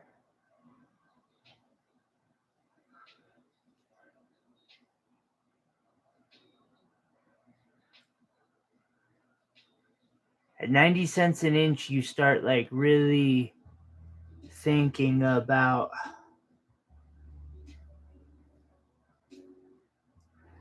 your wire usage, that's for sure. What the fuck? Okay. Hold up. Just so I can explain how that one was warranted. That just happened to my wall.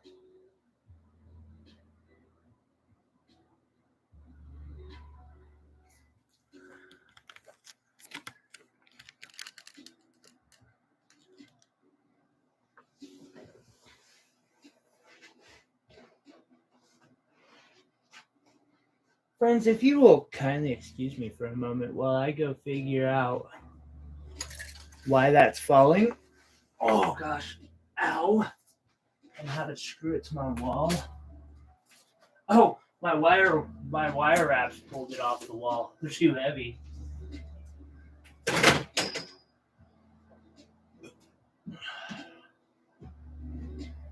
Delightful. Okay. I'm back. Sorry about that.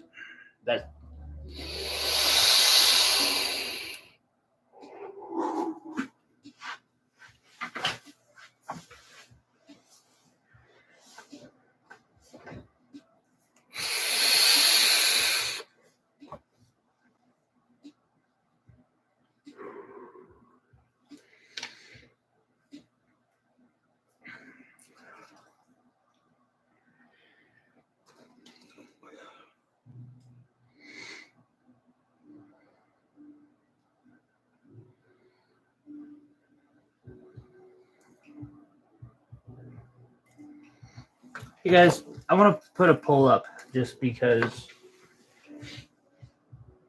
I'm interested in something.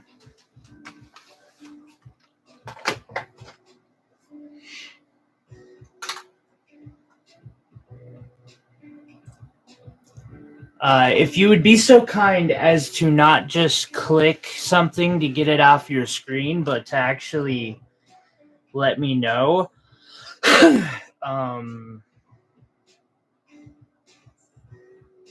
I would appreciate it.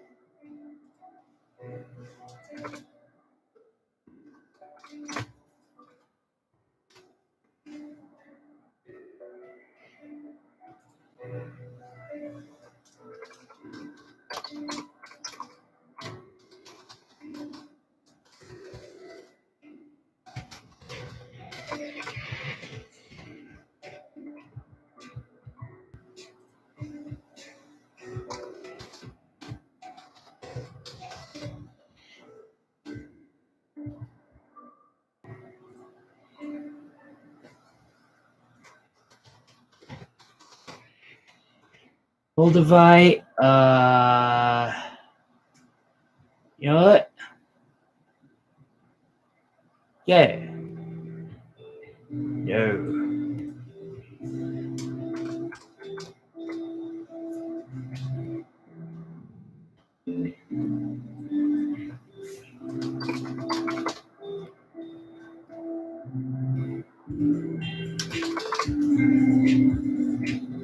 And yeah. Boom. Okay.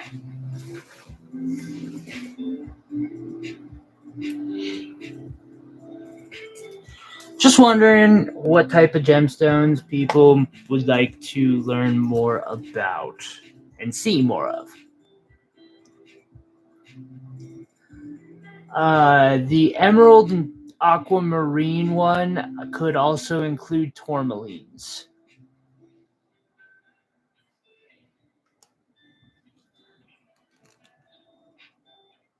There wasn't many people here earlier when I got to show this, but I gotten some Ethiopian fire opals. They're not the highest quality, but they're big. This weekend that are really natural. This one I polished. The guy had cut it down into this shape, but I went and polished it. They're really cracked up, aren't they?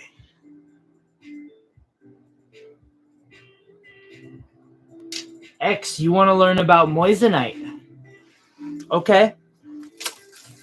I will have to get some information on moissanite. I have yet to actually get myself a sample of moissanite to catch up on my moissanite reader.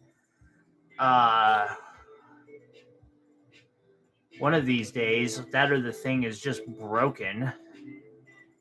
Or a scam, one of the two. I'm not sure.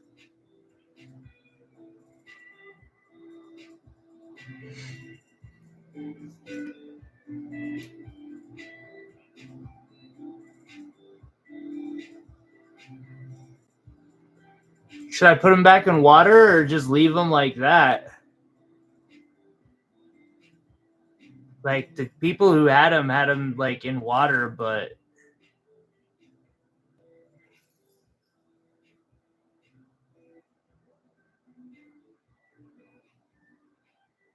okay.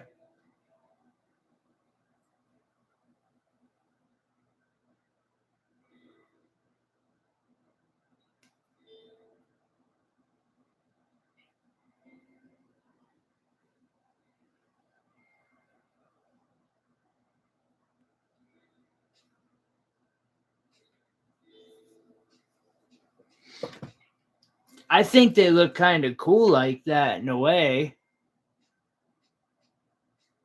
I mean, I'm going to have to build them into a freaking tank to survive, but... Well, if they stay in the water, how am I going to wrap them?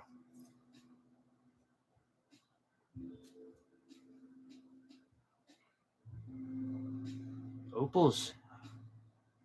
See, here I'm learning something about opals.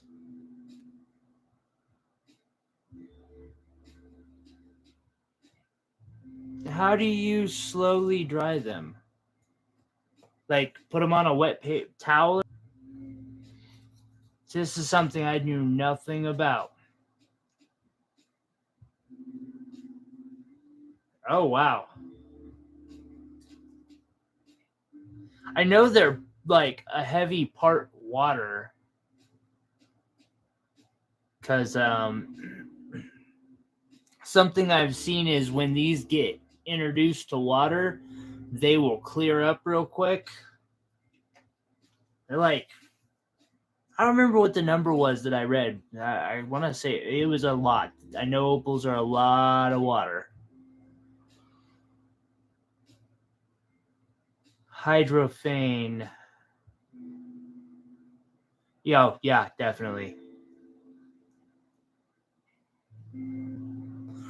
Well, good news on people who want to see more opals, apparently.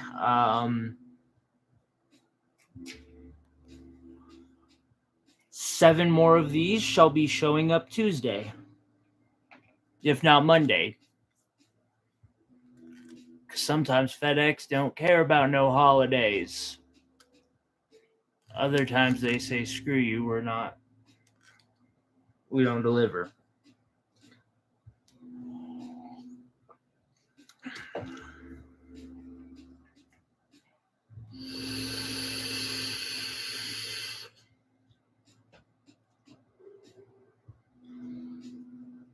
Yeah, they're really soft. That's something I don't like about opals, is like, my work is meant to last through battlefields, and it's really hard to say that my work is going to last through a battlefield when the stones in it won't.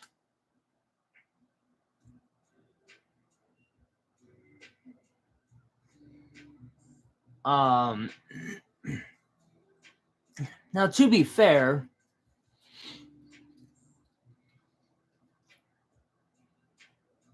besides all the, diamond, sapphire, alexandrite, and moisanites of the world, most stones aren't immortal. They do scratch. They do need to be polished up once in a while.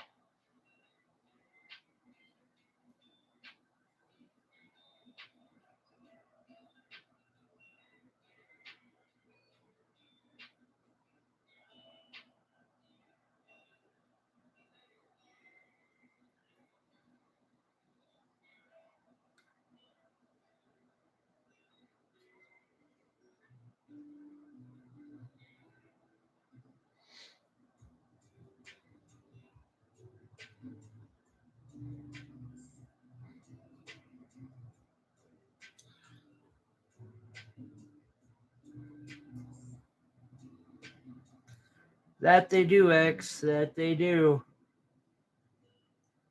I've been told, and I don't know exactly how legit this is, but I have been told that you basically want to shower like once every couple months with your opal. I don't know how legit that is, but they do dry out.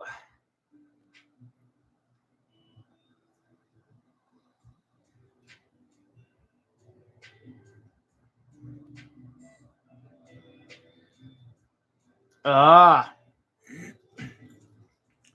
Well, they're still not that hard, are they? They're still chemically opal, so they're not gonna be like scratch proof. Don't shower with them? Really? Interesting.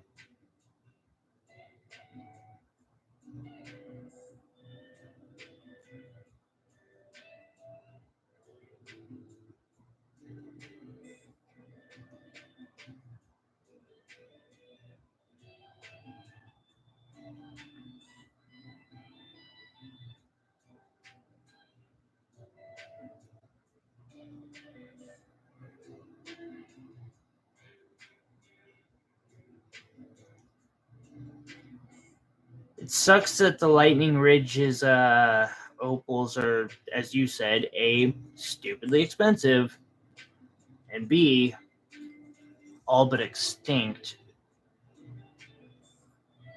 Oh, wow. That worked out freaking perfectly.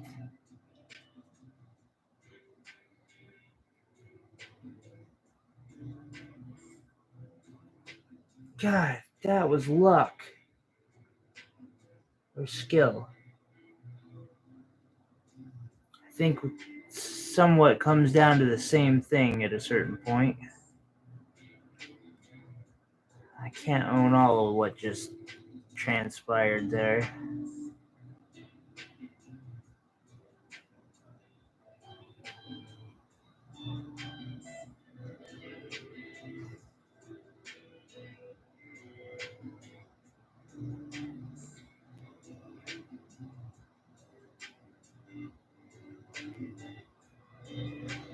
Huh. I might have to find a way to make them more immortal. Make them more like, well, more like my pieces.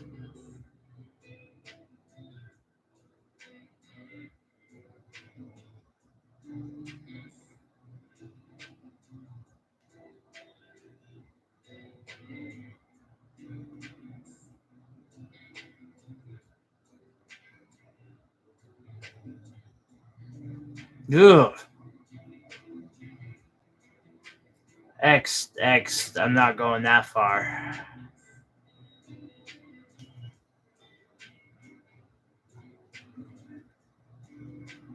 I could see the glass, putting a glass covering over it. At the same time, putting a piece of glass over it really takes a lot of the beauty out of it.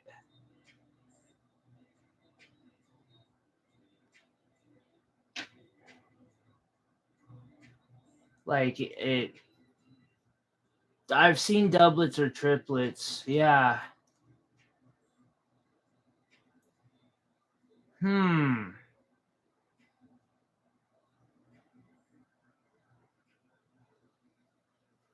I disagree. X. Mark my words. I'm gonna find a way to wrap opals that keep them safe.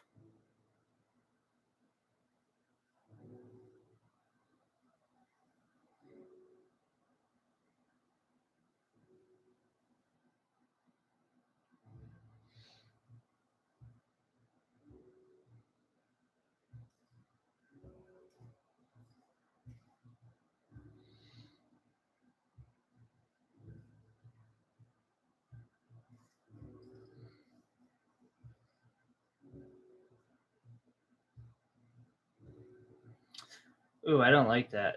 I just noticed that one side is way longer than that other side. I'm gonna have to find a way to sand that to like better perfection.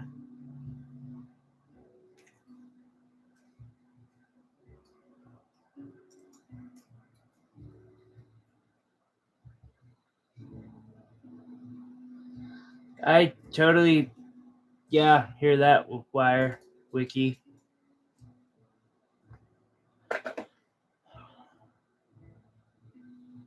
My body is not pleased with me at the moment either. However, my setting is. So while you were gone, Wiki, I pretty much had this just fall into place.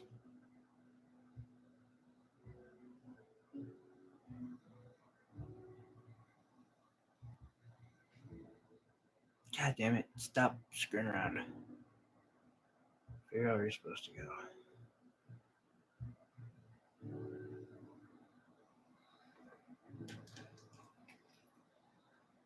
Yeah, I'm happy with it.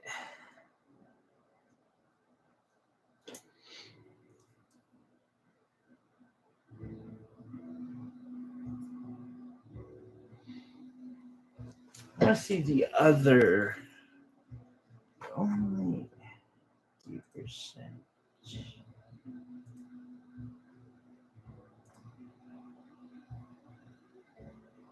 There.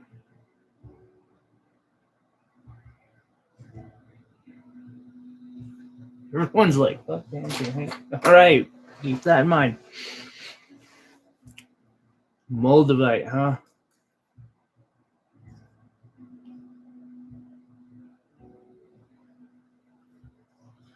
Ah, X. My friend. Their fragility is part of what makes them so beautiful. One mustn't worry about that. Trust that the Tao will deliver them safely,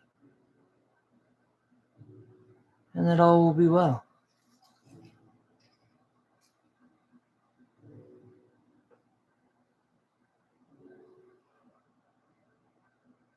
Keep that one in mind.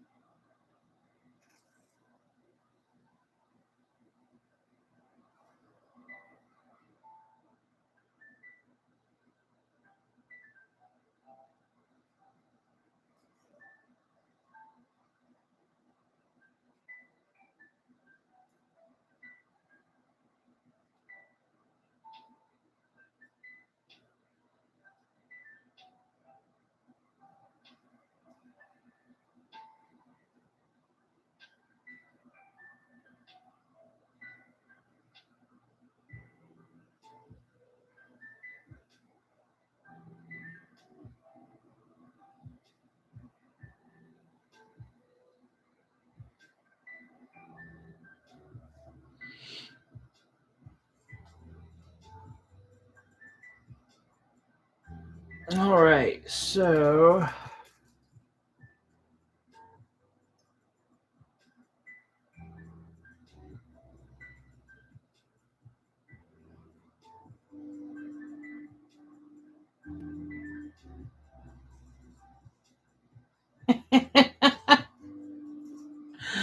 that's funny. I get it. I get it.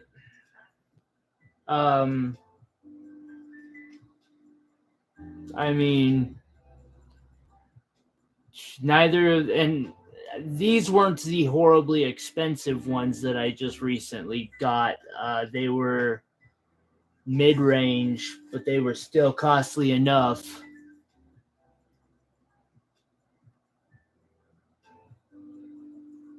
A customer sent an opal once. Really? Huh. I'm just pansy then.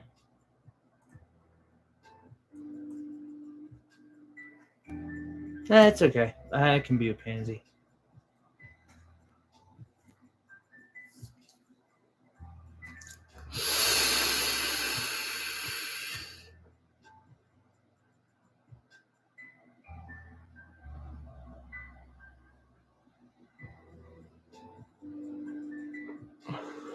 It would stretch out and gems would fly everywhere.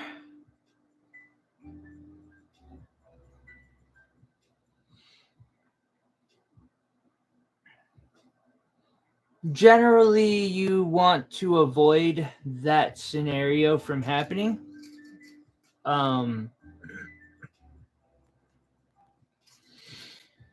Which is why one of the things I'll be discussing is how to tie this down properly.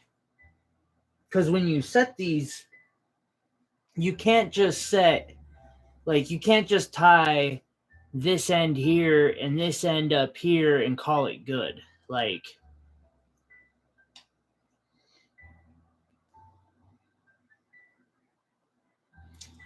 No, it definitely can't stand alone. I've been trying to figure out a way to get it to stand alone for a while now. I once did 3 of them with bars between them in a rainbow color for a customer, which that was a really cool project. But yeah, you gotta be somewhat careful about like how you secure it down, because they can be, yeah. All right, so clean off all of the clay. You probably aren't having this problem at home because you don't have a Zen Garden.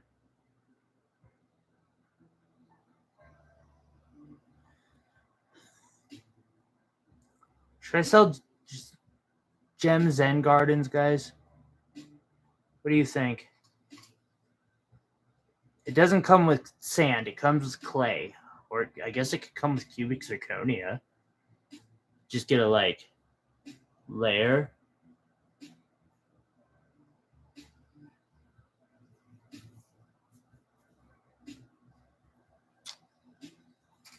I think I'm going to do that.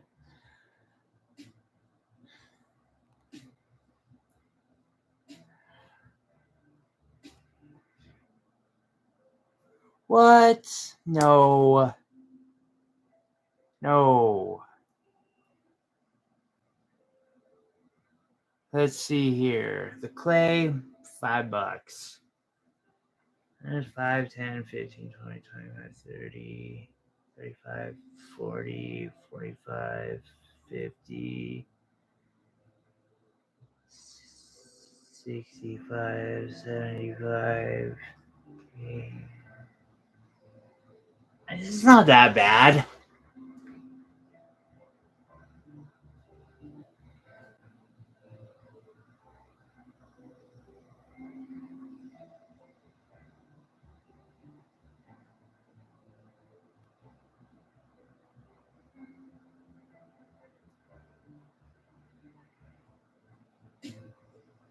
I'm pretty sure X is right, though.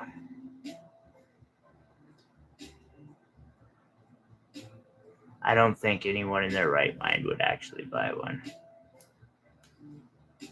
But I guess, who knows?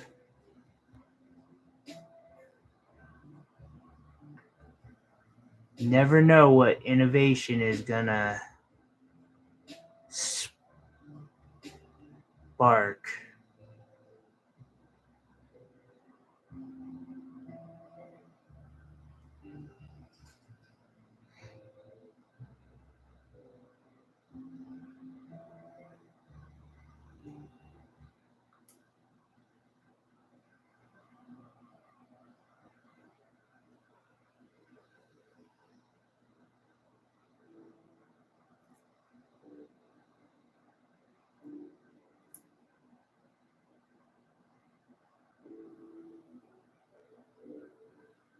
See.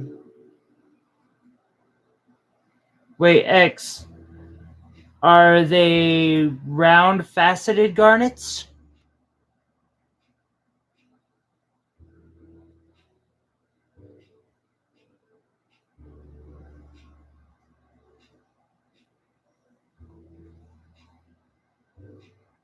Good night, Lisa.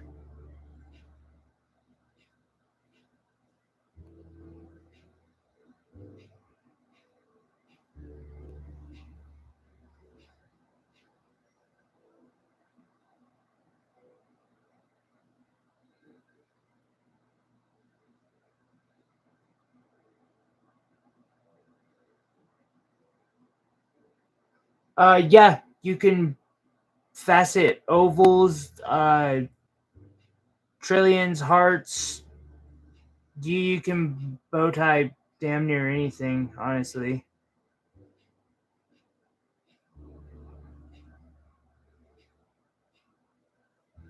I will say the round mixed step cut can be difficult.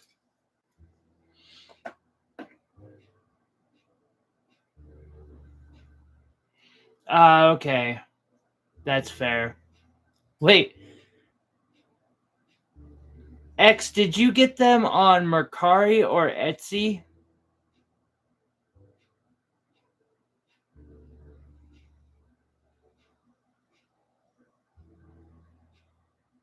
Okay.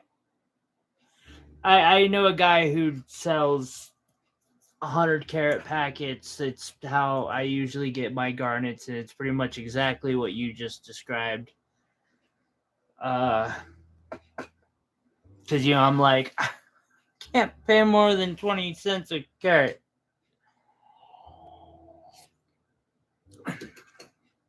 And I usually come back with $1 and we meet somewhere in the middle.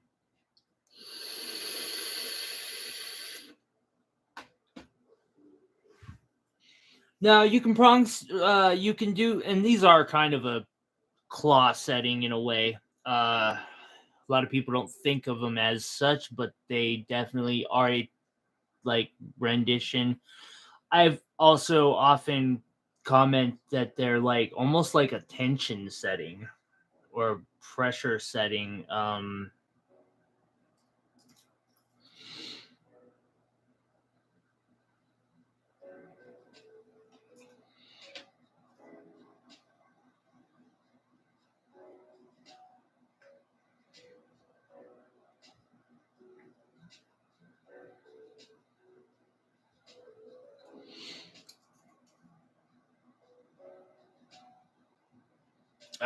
Okay.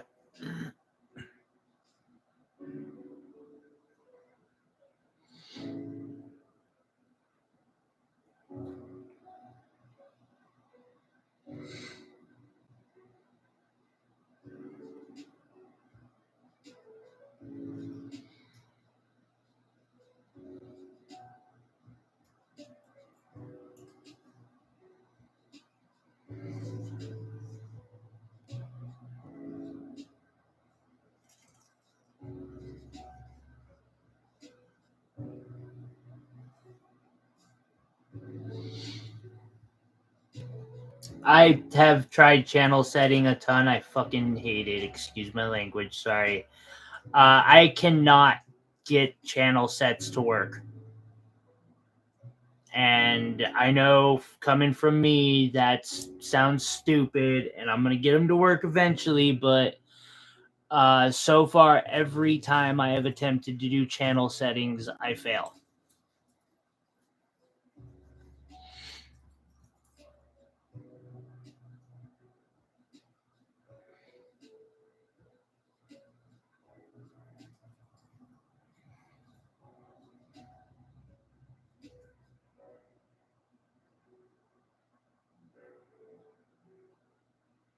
Oh, the gold is 30 gauge, and this is 24 square.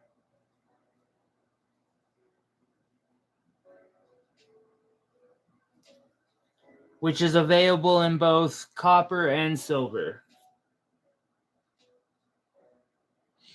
Yeah, oh yeah, I always so basically you'll see me move what I say is 2 sizes, but sometimes that's 2 gauges. When you start getting to the really large wire, a size seems to be 1 gauge. But I try to move 2 sizes for the connection. With that said, you totally can use 24 gauge half round as your connection for this, and it looks spectacular.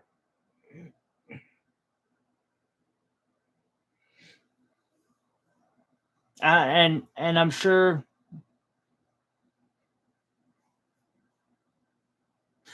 Yeah.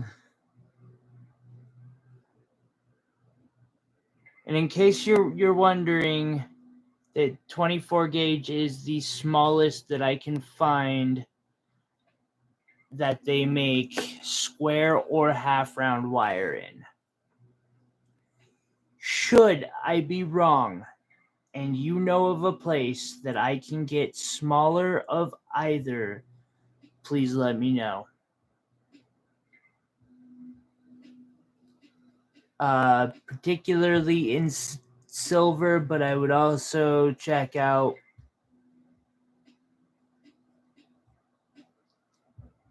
14 karat.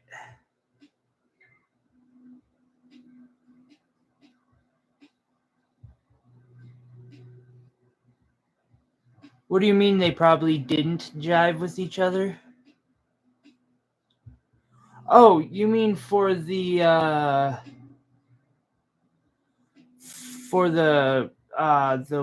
set yeah, that setting. I honestly I don't know what mistakes I've made each time. I've tried different combinations, different sizes. It just never goes right. Channel settings so far I have yet to get to go the way I would like them to.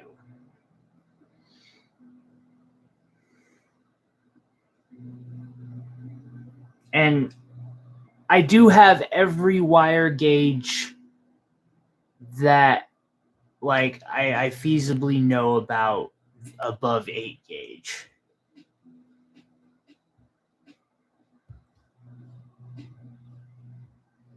I guess my biggest square wire is 10, or that I've ever worked with is 10. But I didn't wire wrap with it.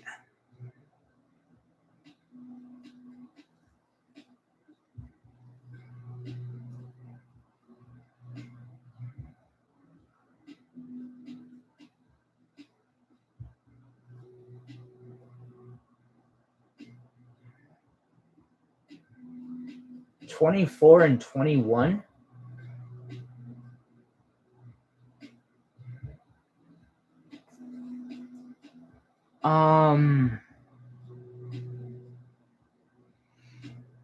X, can you put that into a little better perspective? And wire, is that all round wire that you got, or is that square that you ended up with?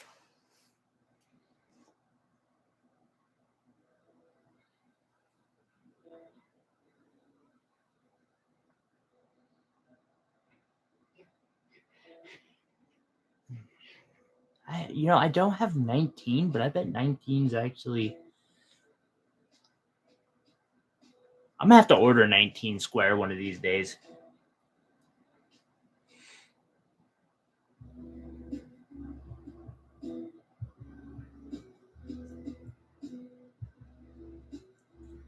Oh, yeah, wire or wiki. So this is the piece that I was talking about in my letter to you about that pendant that my first like high-end heady gemmy pendant that I made with fire agate and a bunch of gemstones.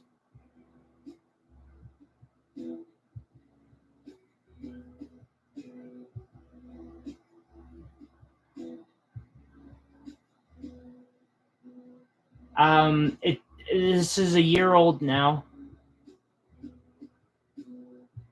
It's my baby. It's still my favorite. It's made with 935, 925, and 14 karat gold. It was before I really learned how to wrap my backs, but I did throw a stone back there still.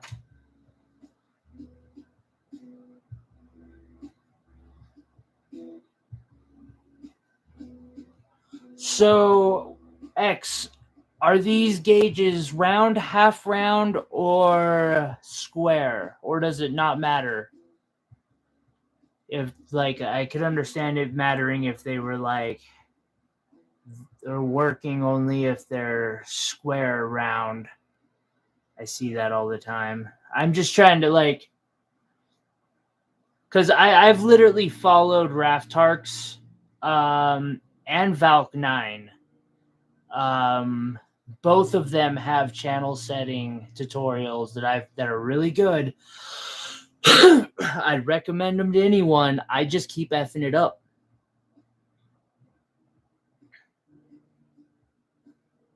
And it's not the teachers, I don't think.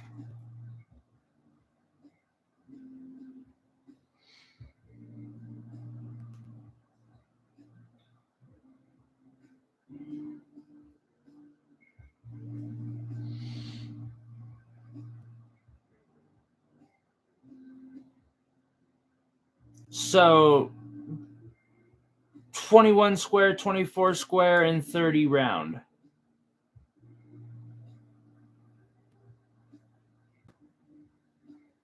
Well, see, there's your challenge. Wire. Push those comfort zones.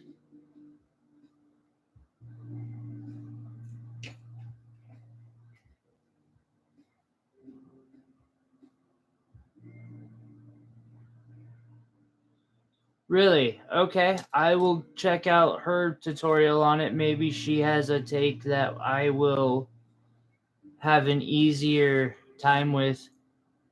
I mean, Wiki, I'm not going to tell you have to put all those stones into one piece. But I do want to, I don't want to discourage you from doing so either. I just sent out to one of our wonderful viewers a piece that had 30 carats of gemstones in it. Well, shit, y'all have seen my bracelet, right? Wiki, you've seen my bracelet, haven't you?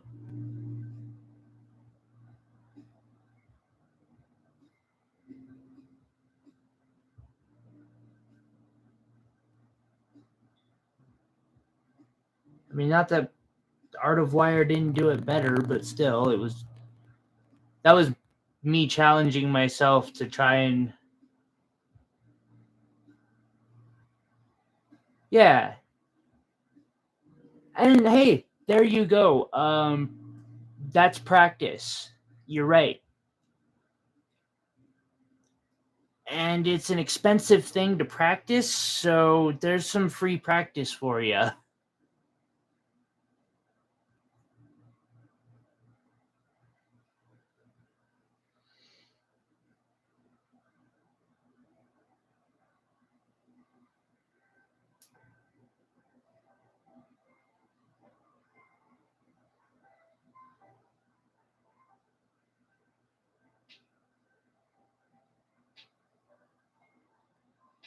Really? That's surprising. She's always seemed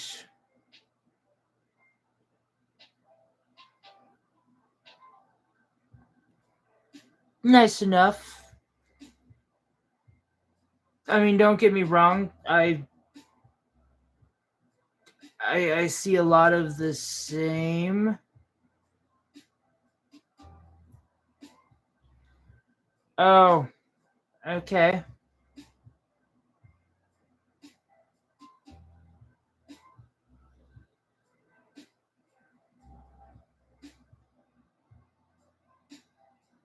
Huh.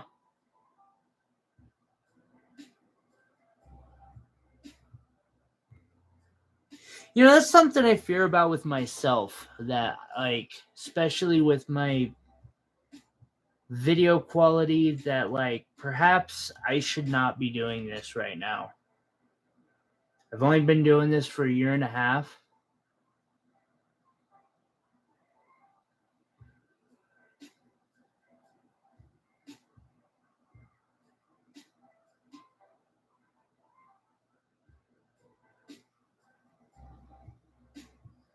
I can't disagree with that last part, Wiki. Like, her stuff does seem like, you know, an Oksana piece when you see it for the most part.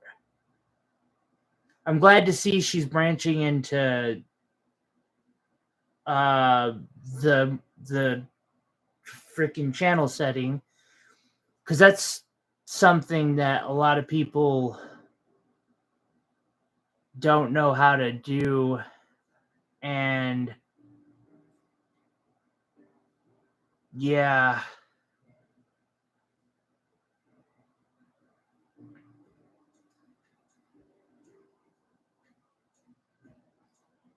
which this is one, this bow tie setting is one I wish more people did. Um,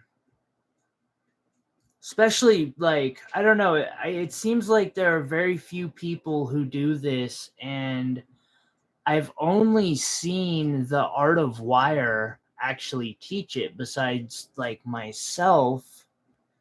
And I could be mistaken. There might be someone else who has videos on how to do these bow tie settings. But it really seems like that's about it. Um, which to my knowledge, Miles or the Art of Wire is the one who like first started these.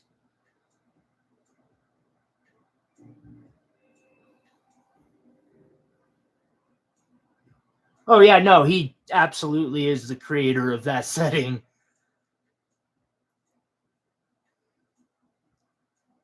And the pave, which, oh man, seriously,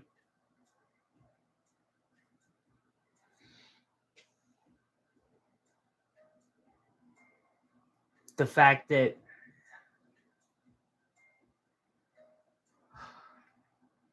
but Miles is, I want to take a second to say like Miles is a really nice person. Um,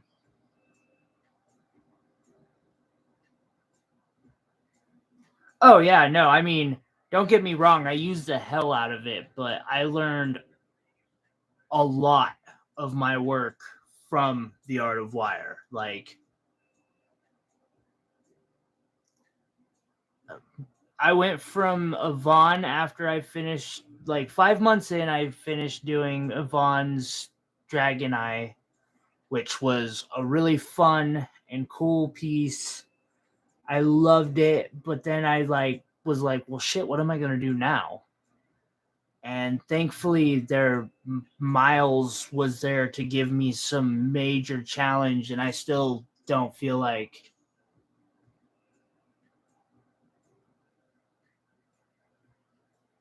Yeah, you probably have seen his work. He's got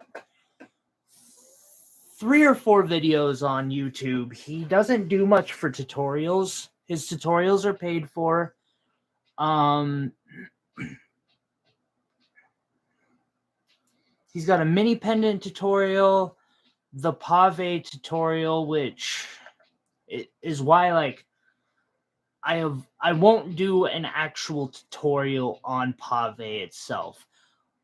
I might do pave while I'm working on a piece in a live stream and not like explain it, because that's totally his paid for thing, and he actually gifted me the tutorial, so I don't want to like do that to him. But he's also a really nice guy. Um, like when I first started, I was flat broke. I didn't have none of the machinery. I didn't have a bunch of silver. I had a couple rolls of wire, and I was making it by getting, rocks from Joanne's and barely making some money. And I sent him a thank you for his bow tie setting on YouTube. And like let him know like what a big help it was in my life, and he just hooked me up with other tutorials. Like I paid for one of his just out of like, thanks buddy, I really appreciate it, all the help. But like, the dude is super nice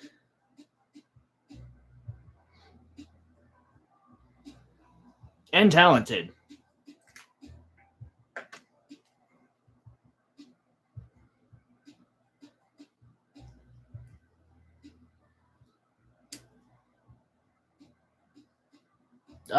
The bracelet that I have is based off of one he made, and I was challenging myself to see if I was at that level and found out that I wasn't. Not yet. Still working on it.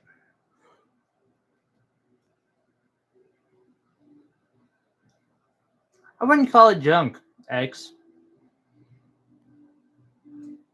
You do rings at a speed and in a time frame that I could not do.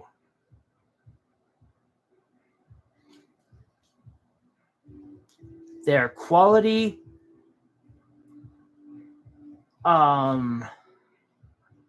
work, and again, like, I couldn't do them of the same quality and the same speed you do. I haven't. And yeah, rings definitely are your specialty.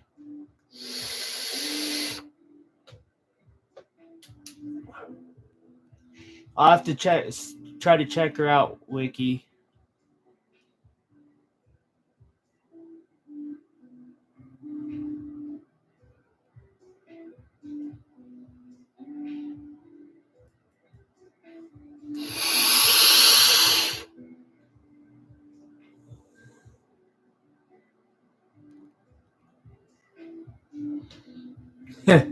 Wiki.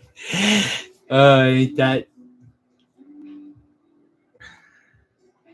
Oh, we'll see about that this weekend, X. You told me I could. I bet you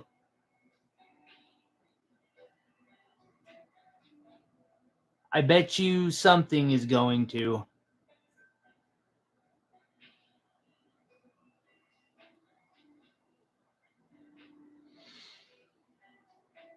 Which I really got to start getting my ass set up for that.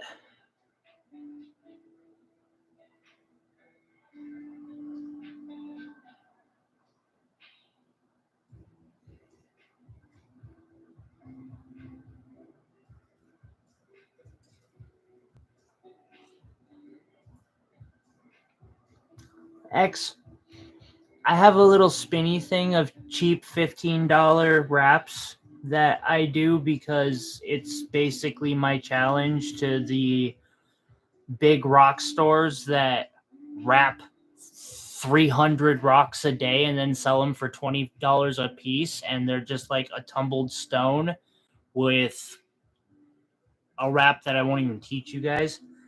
And those don't sell as often as the quality work.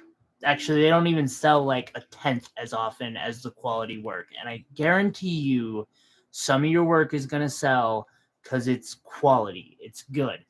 And I'll say this, X, I won't put crappy stuff on my, like, I won't put junk on my table.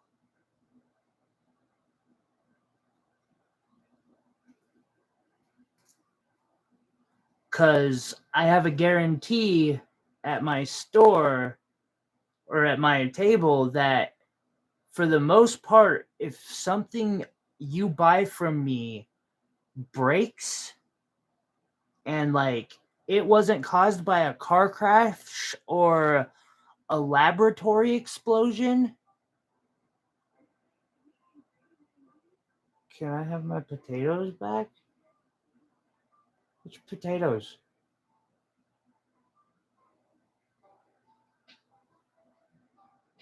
Inexpensive. Inexpensive is, it can be inexpensive. I also try to beat prices too, so.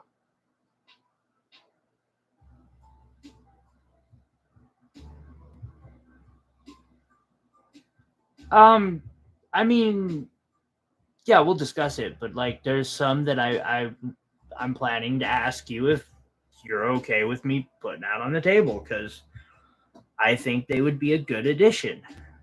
And yeah, like, again, due to the fact that if I have somebody come back to me and be like, this just fell apart on me, I gotta remake it for free for them.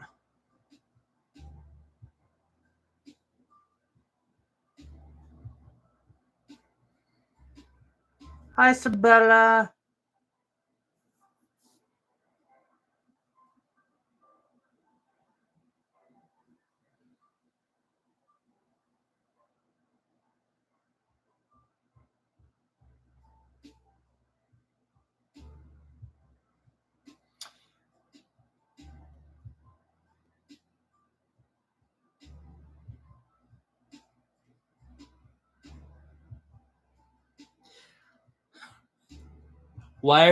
I'm one of those new people.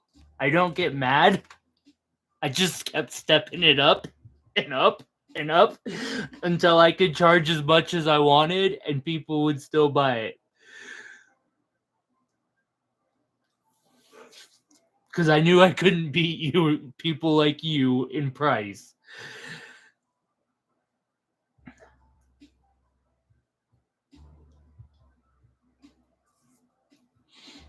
I knew it. I just knew it. So I found a way where I could put 40 hours into a piece.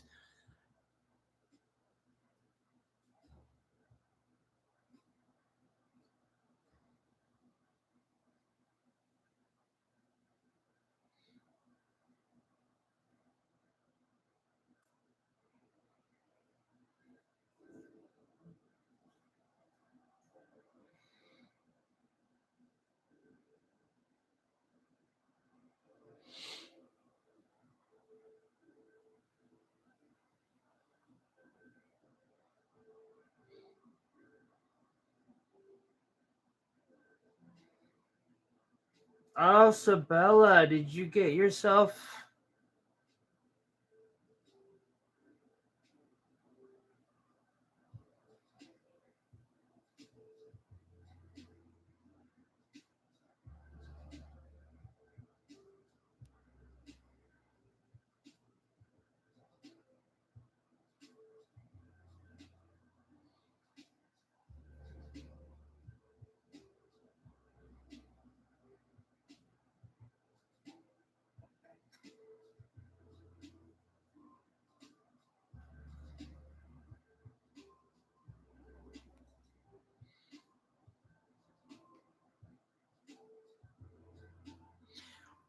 It would be cool to be able to afford to do this just for fun.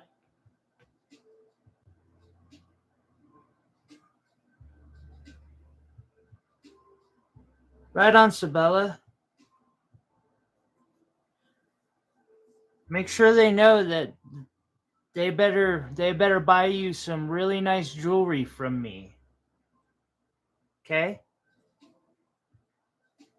Oh, hell yeah, X. Hell yeah. I concur with that. Me too.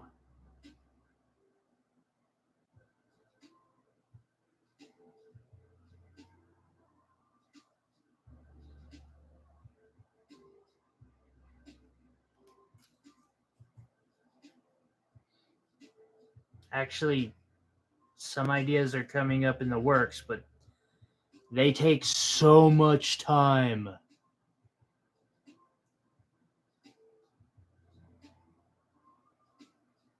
Right on.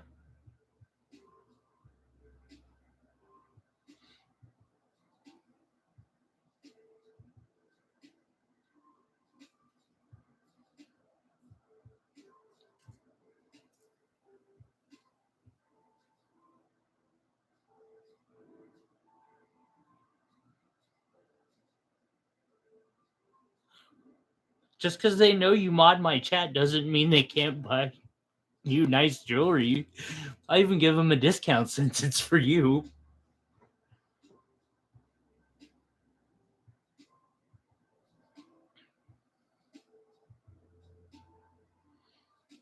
X, you totally can do it. Trust me.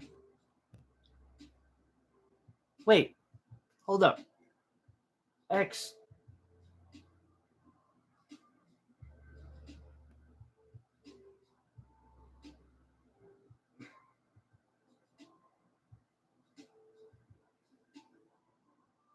Nice. Good job, Sabella. No, I hope that goes well for you, Sabella.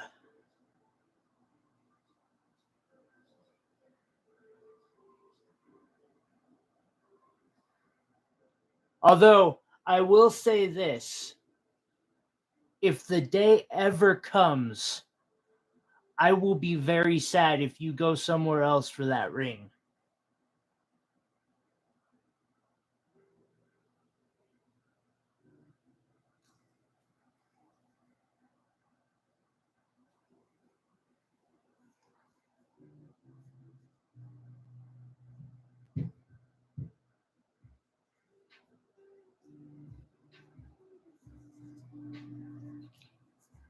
And not for a business reason. Like, that will have nothing to do with, like, why. Just because I would lose money to make that ring.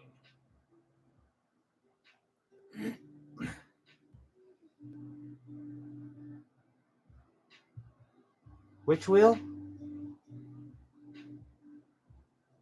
Where? Oh, yes. My flex shaft. Um,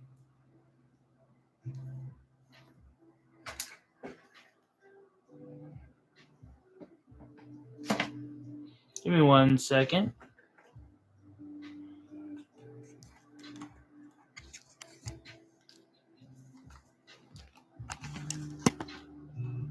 It's hooked to that.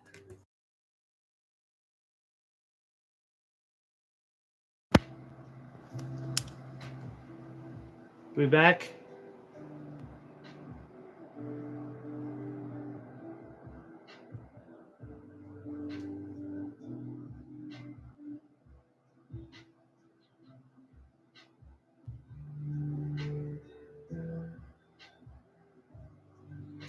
We back. Okay.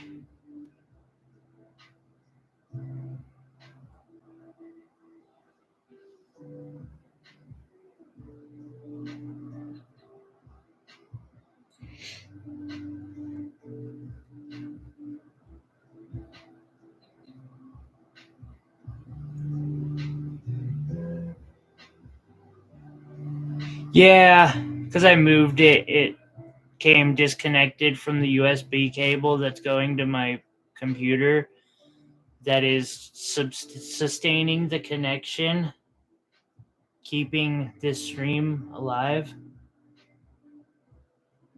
Wow. Guys, this bow tie setting has taken 2 hours to make.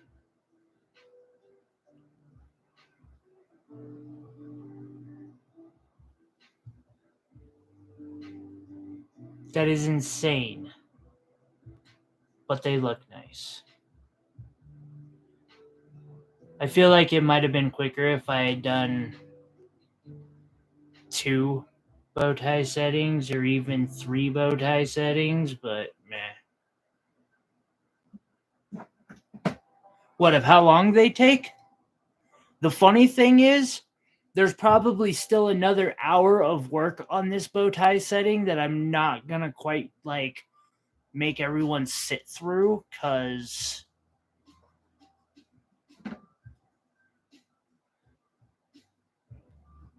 whoa, mods. Where is it? Where's my mouse? I see a bad word in chat.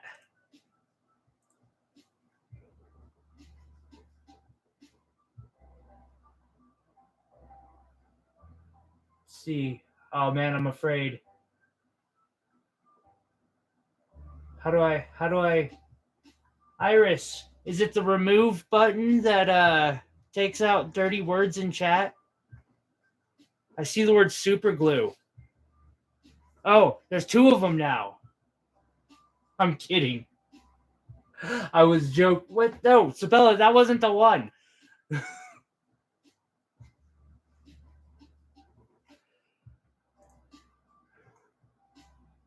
JB Weld.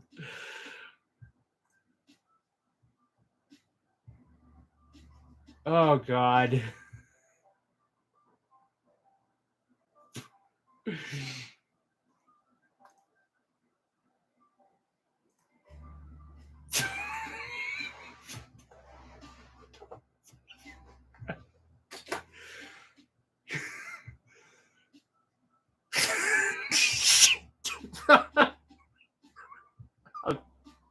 I'm just messing with you, X. Super glue has its uses. Um, for instance, the list of bad words. I glued the heck out of this to get it set up. You can't wire wrap everything. I was just joking about it being a bad word. Um,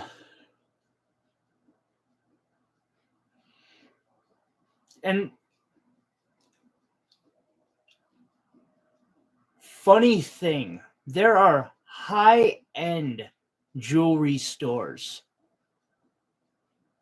chain jewelry stores, that the way they get that pave in your ring to actually stick is with a type of adhesive. How come I can't undelete it? Come on.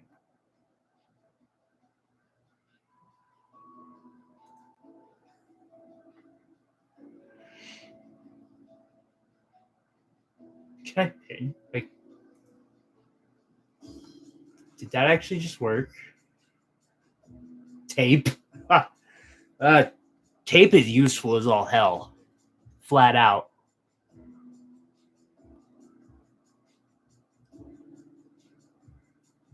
I know. I just can't undo the moderation that I did for everyone else.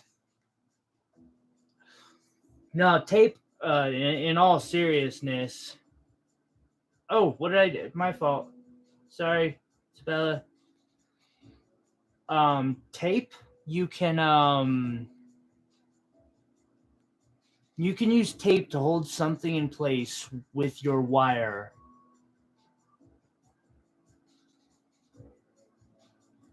Yeah, and I mean that little wire thing I have holds wires together pretty well, but like I've seen Raftar tape his stuff.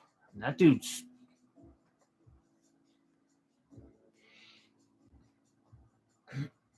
very talented. Very good work. I'm still trying to figure out how to do filigree as well as him.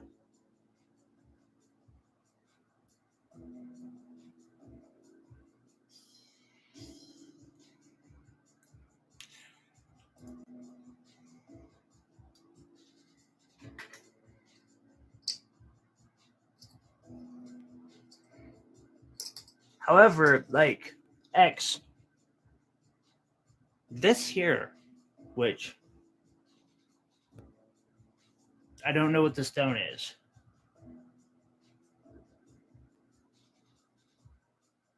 I can't remember. This was honestly a bit of genius.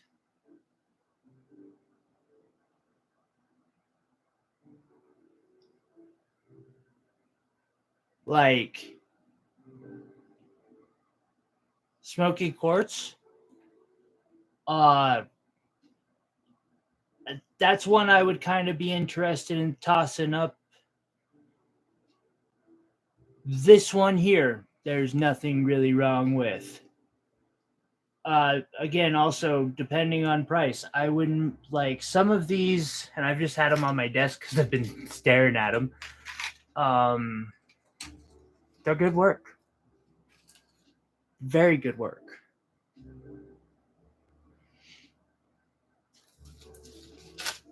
Even if they're, I don't want to call them simple. I always hate using that word.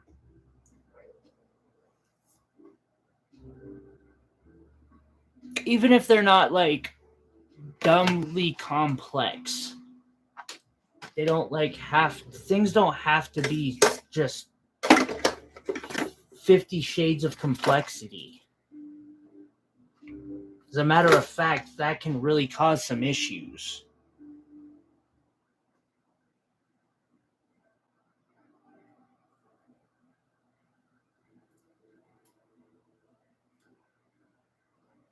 You do good work, X.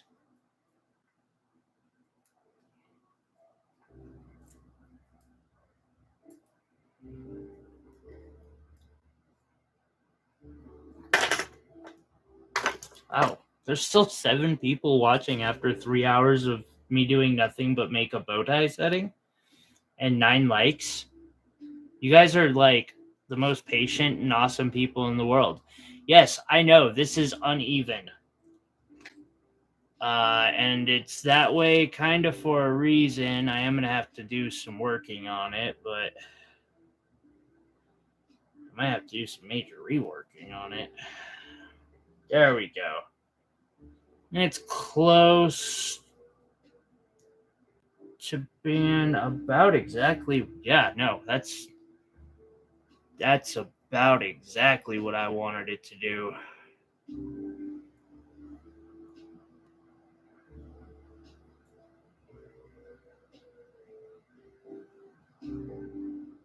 No. No.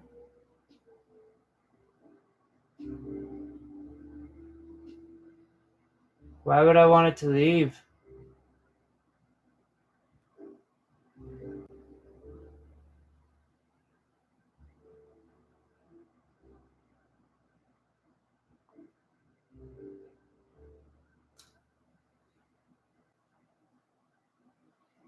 So, another type of setting that can be done is a single set, and there's a lot of ways to do a single set.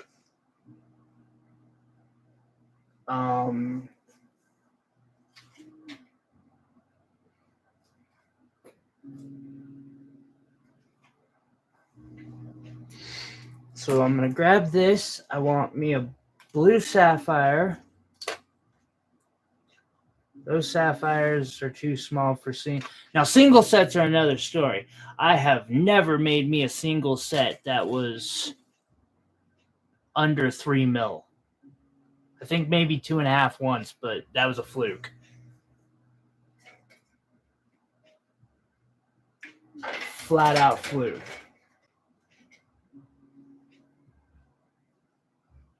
Sabella, with as much as you've drank tonight, I'm sure you are really glad you don't work tomorrow.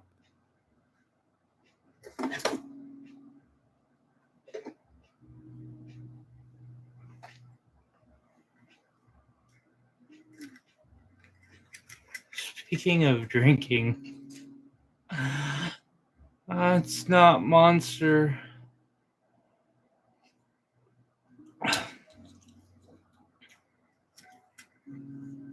Poor Sabella's probably like, I haven't drank anything. Called it. I had a feeling you weren't.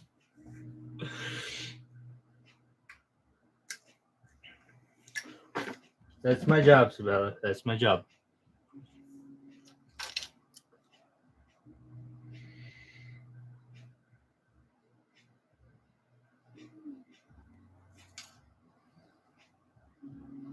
What color would go good with that blue?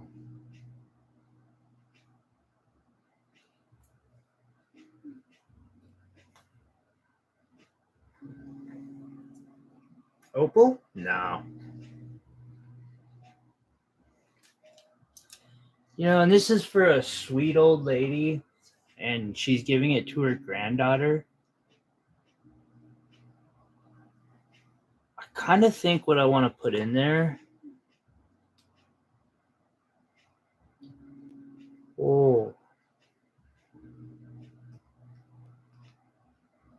Oh. Meh. Might be wrong. Where are my sapphires?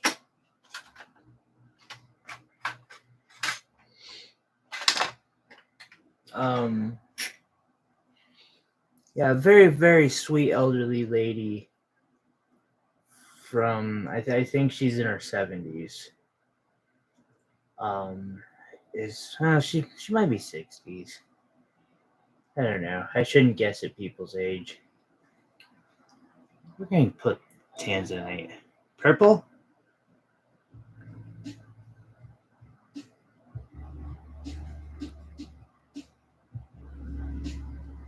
see it if we're still here. Purple.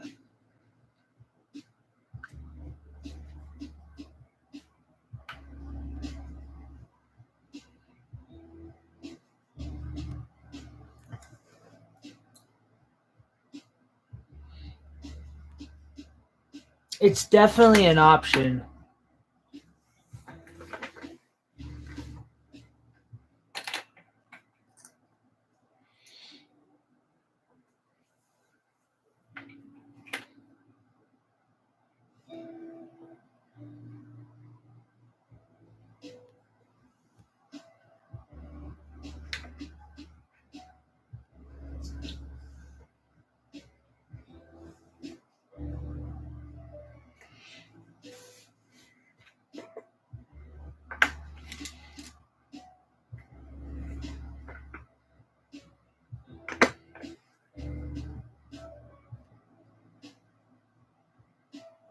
I could also do a sapphire, but like they're so freaking expensive.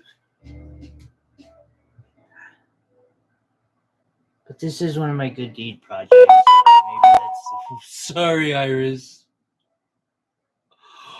Oh, I forgot that was a thing.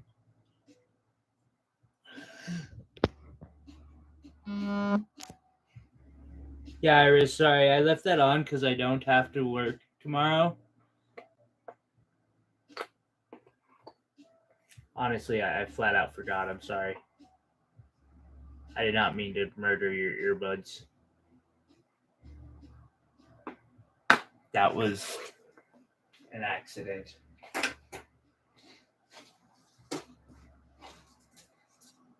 Purple's not a bad option.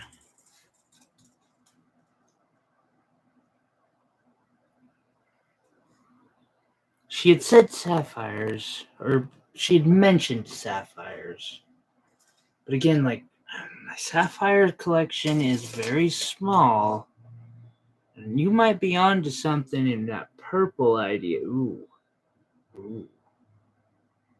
Some of those amethysts are gorgeous. Wait. Why are those amethysts so much prettier than all of my other amethysts? Like, damn, those things make all my other amethysts look washed out.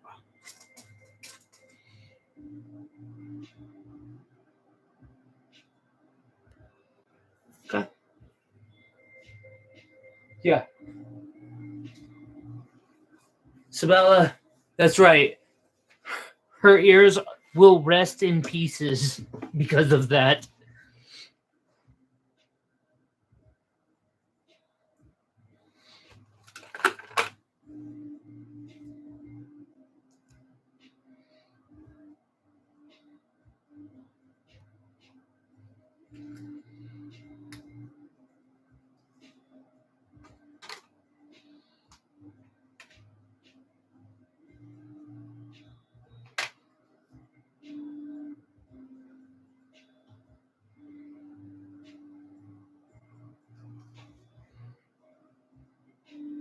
Her poor murdered eardrums. I think you had something with purple. Throw it a shot. So, setting number 2, single setting. You start with a piece of wire.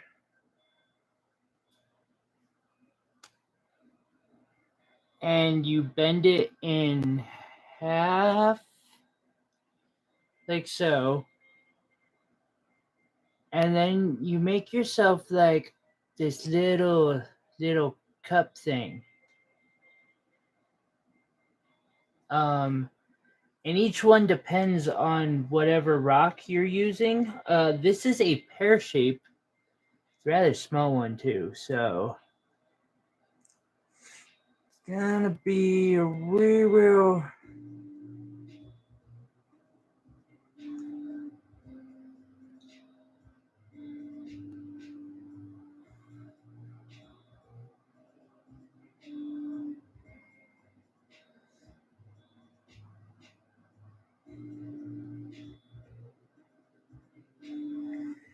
Listen, I did really good with that premiere, okay? I spent hours editing that premiere for you, Iris. I spent longer editing that premiere than I did shooting it. Ow, I fucked myself up. Good, sorry. I stabbed myself earlier. Like, there is blood just all over my trash can because of it. I was working on... A customer had asked me to resize their ring, which I successfully did. And of course, you know, that comes with a polish because had to soften the metal a little bit to make it malleable.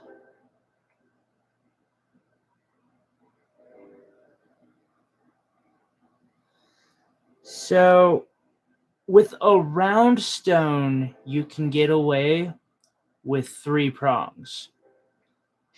This one is very close to round, and I'm going to give it a try. However, kids, I don't recommend doing this at home.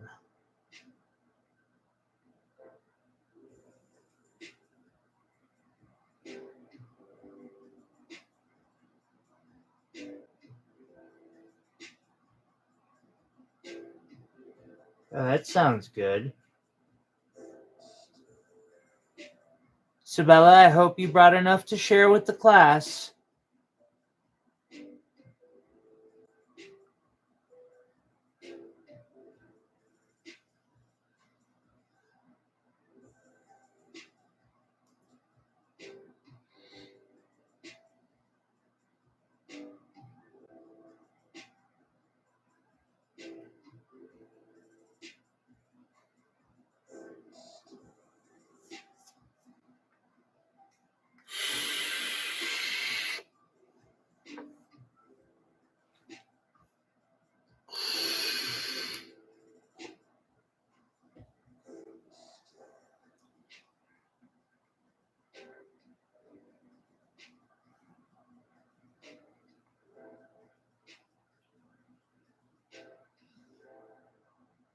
Oh. All right. Well, when my overlords get back into the office, I'll put in for a travel permit.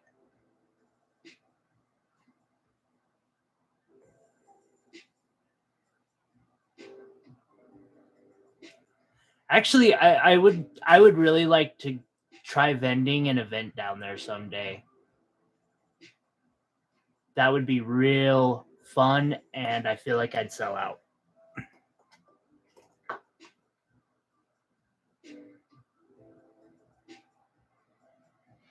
Which is a dream of mine.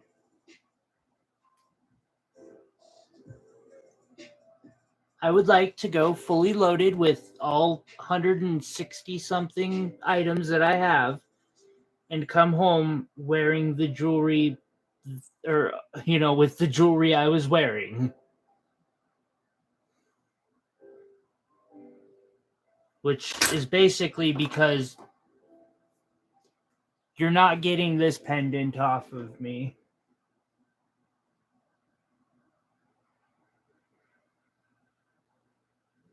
Yeah. There's that flash.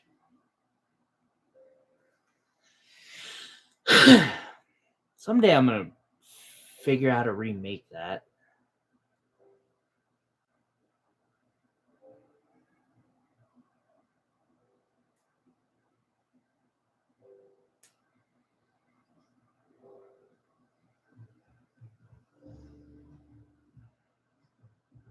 Oh, I know.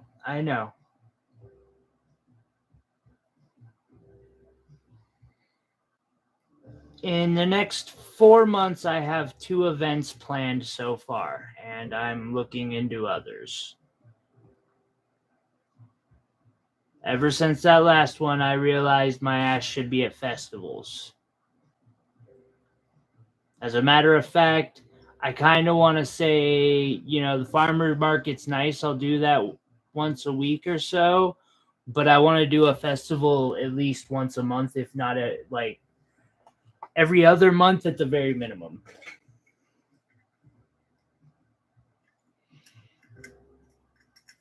All right, so yeah, single set, 3 prongs, super easy.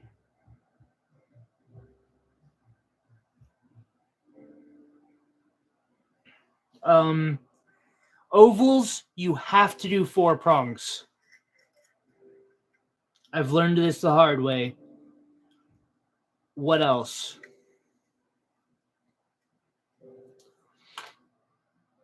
Teardrops. A fat pear like that will work. A teardrop, no way.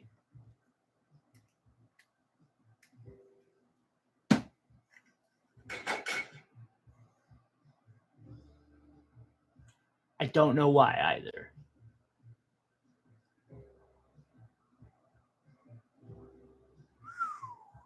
Oh, this could be the challenging part, though.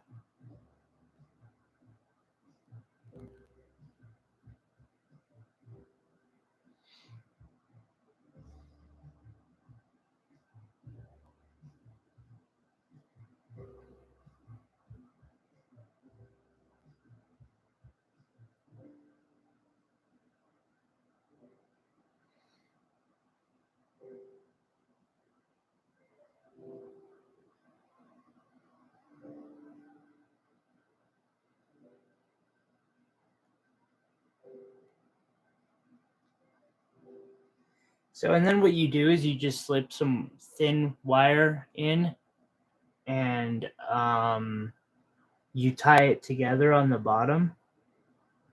And this just ensures that your item doesn't, or the setting is less likely to fall apart on you somehow, which is rare, but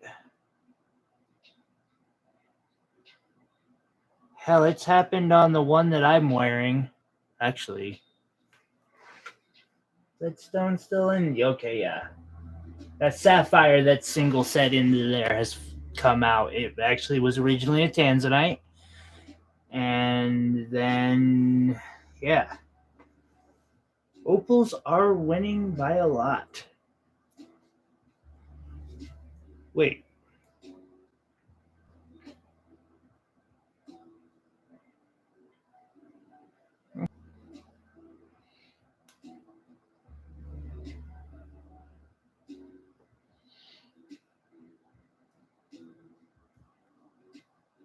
Oh, wow. Thank you for that, whoever you might be. Appreciate it.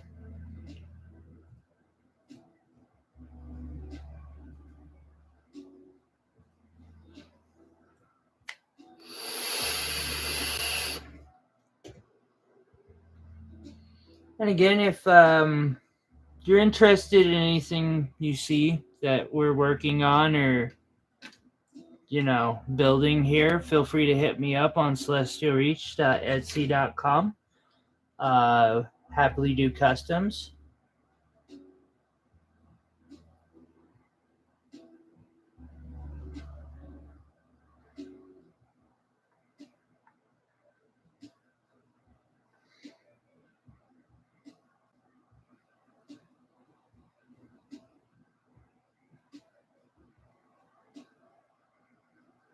Okay.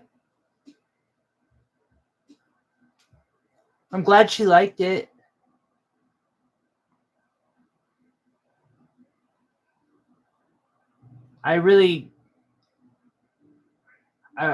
We gotta finish that discussion about the necklace. I have a couple ideas that I need to go grab a link for, or at the very least a picture of for you, because I've got some ideas on, yeah.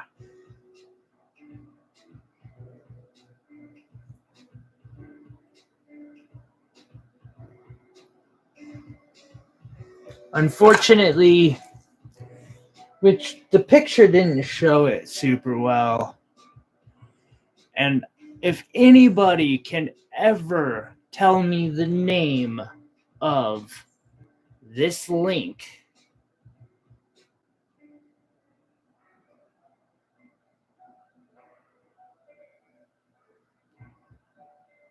which I would really like to learn to make even.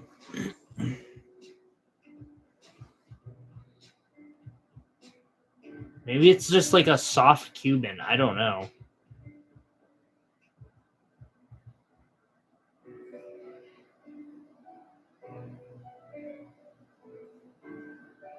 Is it a square link? Really?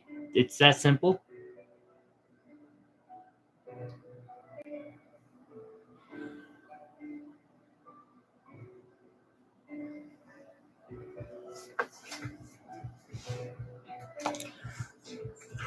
I'll say this one, Sabella.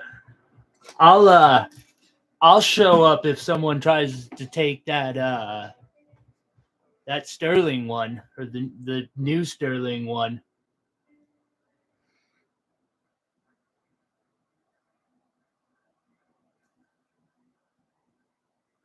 I worked really hard. I slaved over a hot forge all day to make that pendant. Technically, it was all night, but still.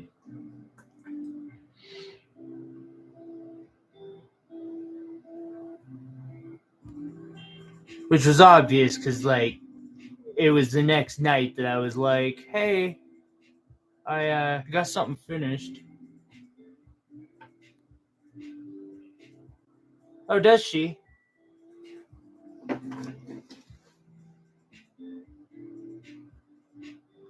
Okay. I'll keep that in mind. X.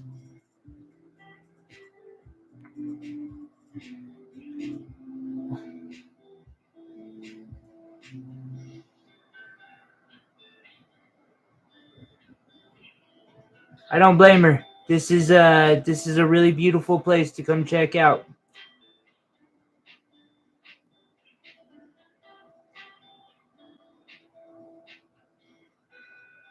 My landlord said that I could rent the parking spaces that I have, and now I'm trying to figure out a way if I can convince him to let me turn those parking spaces into one camping spot that I can rent to somebody, since, you know, homelessness is like running rampant here.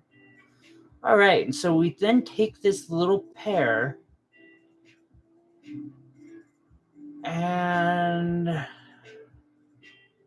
it's going to look better here.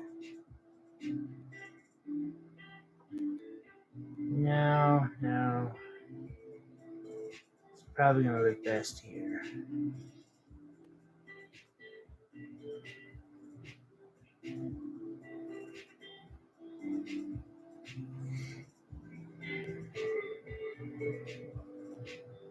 Oh yeah, just meant to go right there. What says you, my loyal viewers?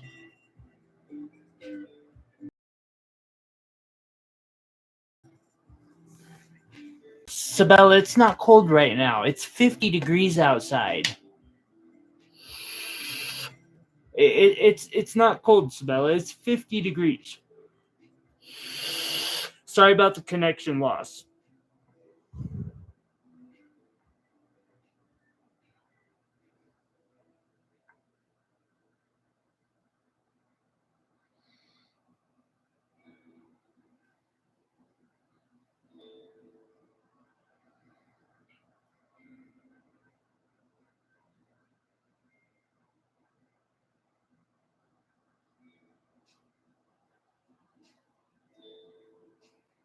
Okay. So then I shove through the wires into the back. And then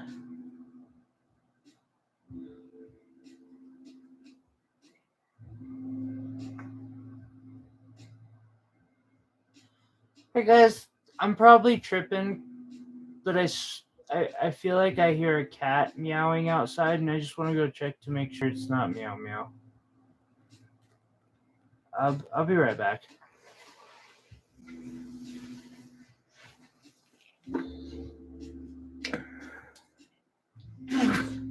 Oh God.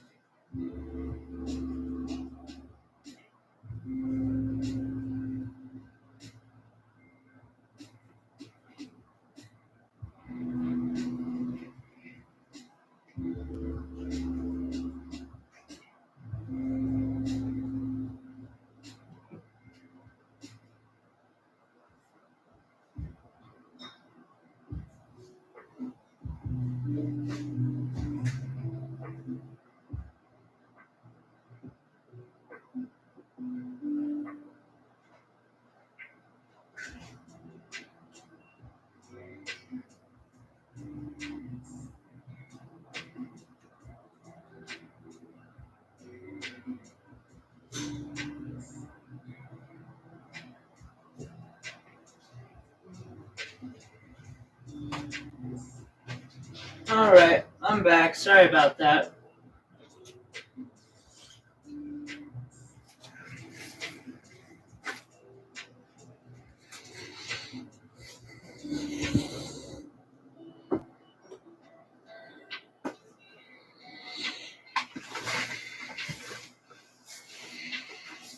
Okay, you going to bed, X?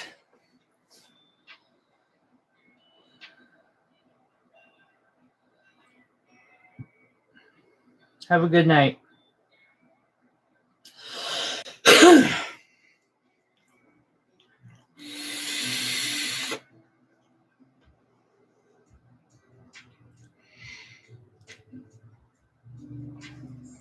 Yeah, well.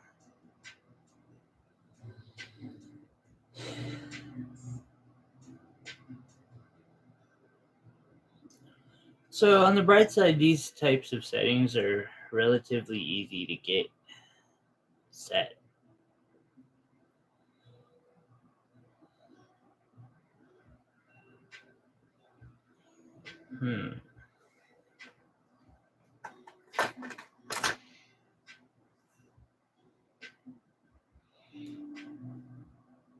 Decide what I'm doing with that.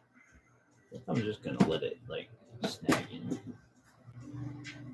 You can't drop that. Thank you.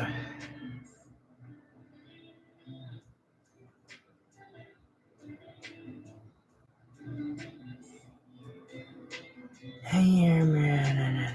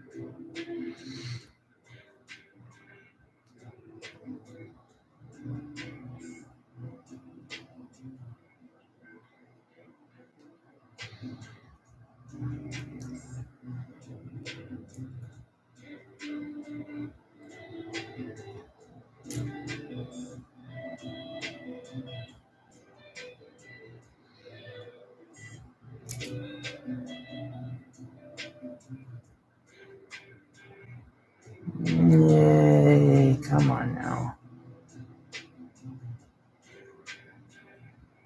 Fanate is really not wanting to cooperate with me.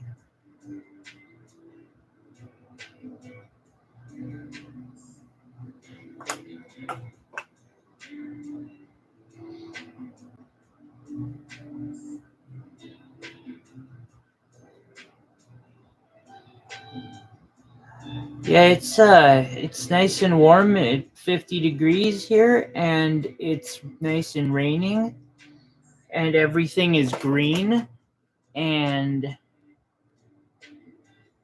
it's just beautiful outside.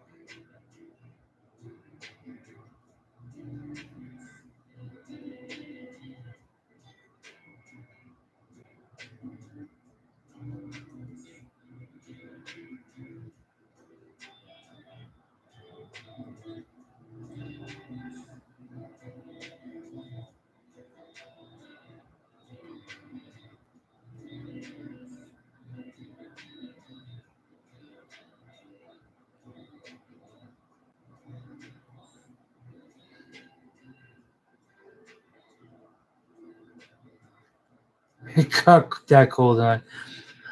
Well, I mean, Sabella, that is why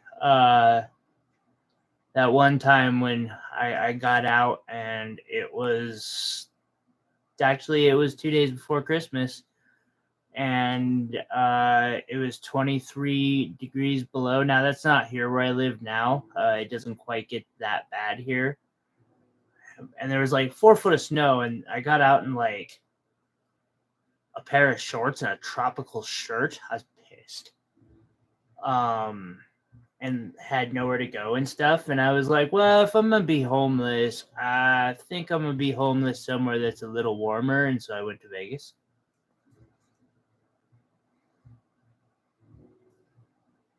It was a good time.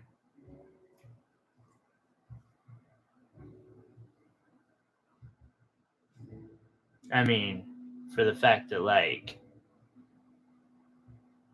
I can barely remember what I did the whole time.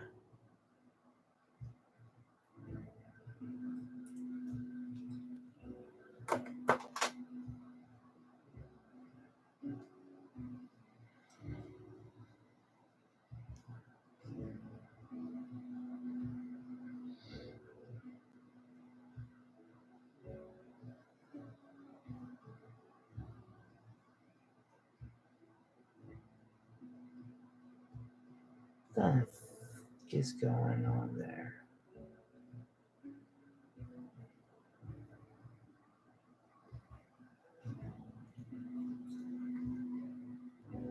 What is happening to my rock? Sometimes the rock just doesn't want to obey you. It needs a reminder of who is directing this operation.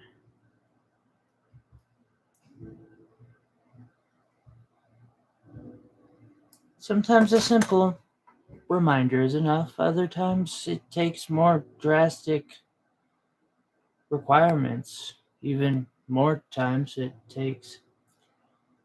Sabella, the snow isn't that bad.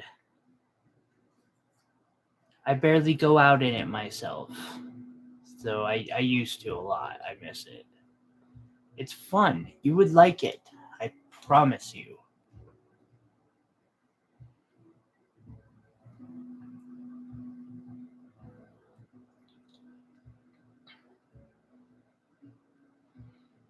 I mean, don't get me wrong. I think that the snow is... Yeah, but I mean, I haven't always been disabled like this.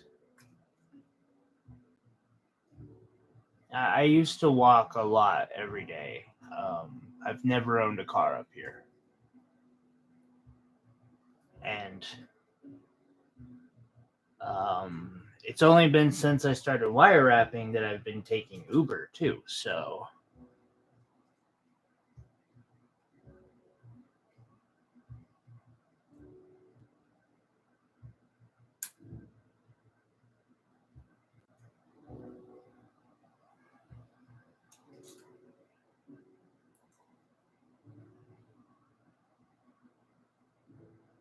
I mean, don't get me wrong. I want to go sit on a beach too sometime, but there's something fun about riding snowmobiles. And then, afterwards going into the lodge and having a couple glasses of Jaeger with the rest of the snowmobilers.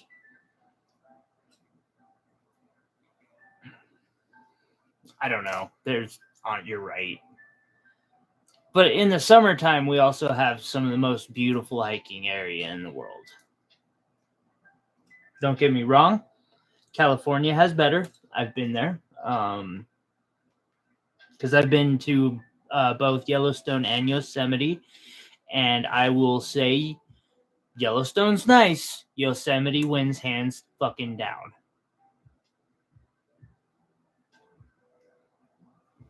And I like the area up here. It is beautiful, but it ain't no Yosemite. The volcanic stuff's pretty dope. But yeah, no.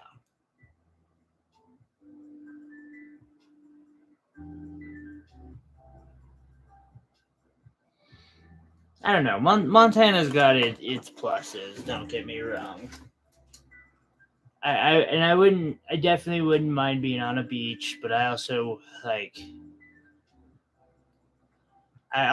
wouldn't mind not being absolutely bored out of my mind sitting inside 24/7 either. I think that might have something to do with my crazy fucking ambition. Excuse my language.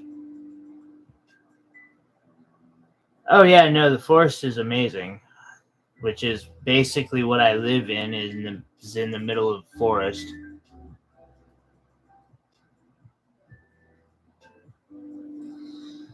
And there you go. That's how you get a single set stone into a piece. Very carefully and with a lot of coordination. And you wrap a bunch of things around other things.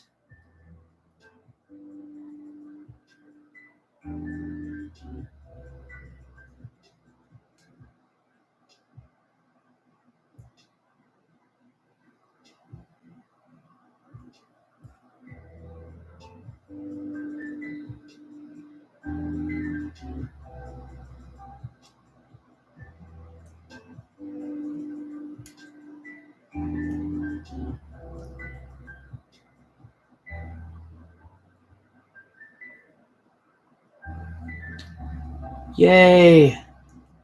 Why is it sideways still? Motherfucker. You're not gonna do this to me right at this moment. I forbid it.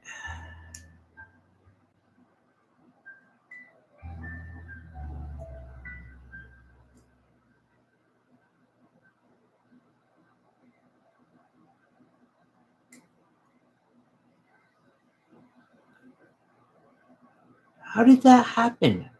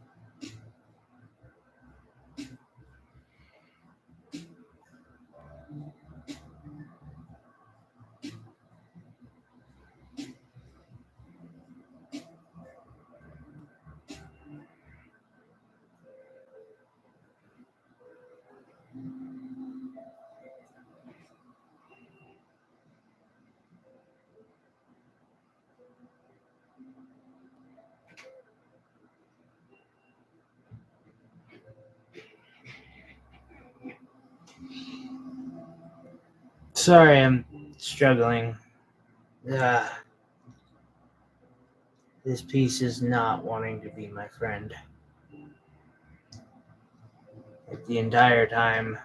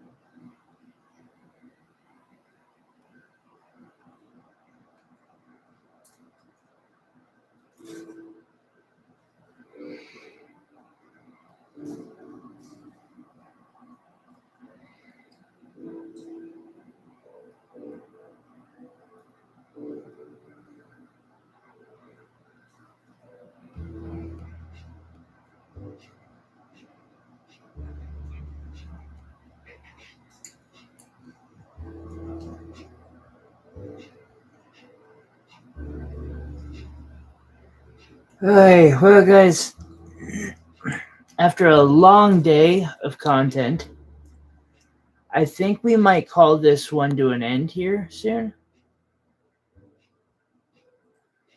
I do want to take a moment and thank everybody who was here, who interacted, who just chilled and lurked, and all of you. If any of you who see this in the future or who are here might be interested in anything you've seen, please check out the celestialreach.etsy.com. Again, I'm working on celestialreach.com, and we are looking for a new web manager.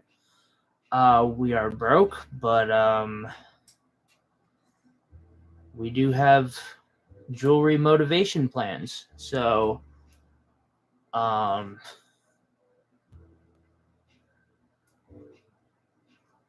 yeah. And I really mean, like, thank you, everyone. And yeah, check out at celestial_reach on Instagram and TikTok. The girls will definitely be happy to show you the stuff. Hey, Iris, I'm going to post just this onto my Reddit with something, well, actually with that in it, but with a title. Will you post it up on the TikTok with that title exactly? Or can you put descriptions in the TikTok? I'm trying to figure out the tags part, how to get hashtags and such, because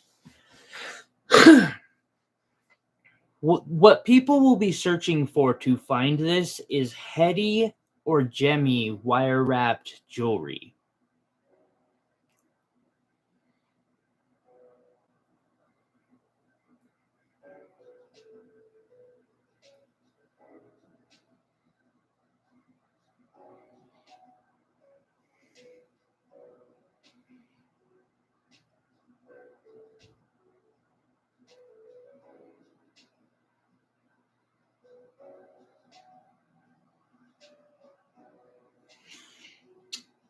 Yeah, Iris is out. All right, I'll catch y'all later. Will do, Iris.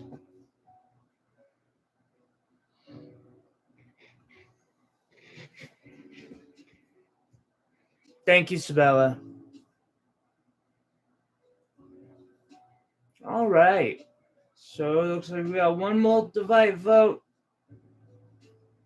2 aquamarine votes, and 3 opal votes. Awesome to know. I love everyone. Remember, every one of you is good enough, and you're all amazing. Peace out, guys.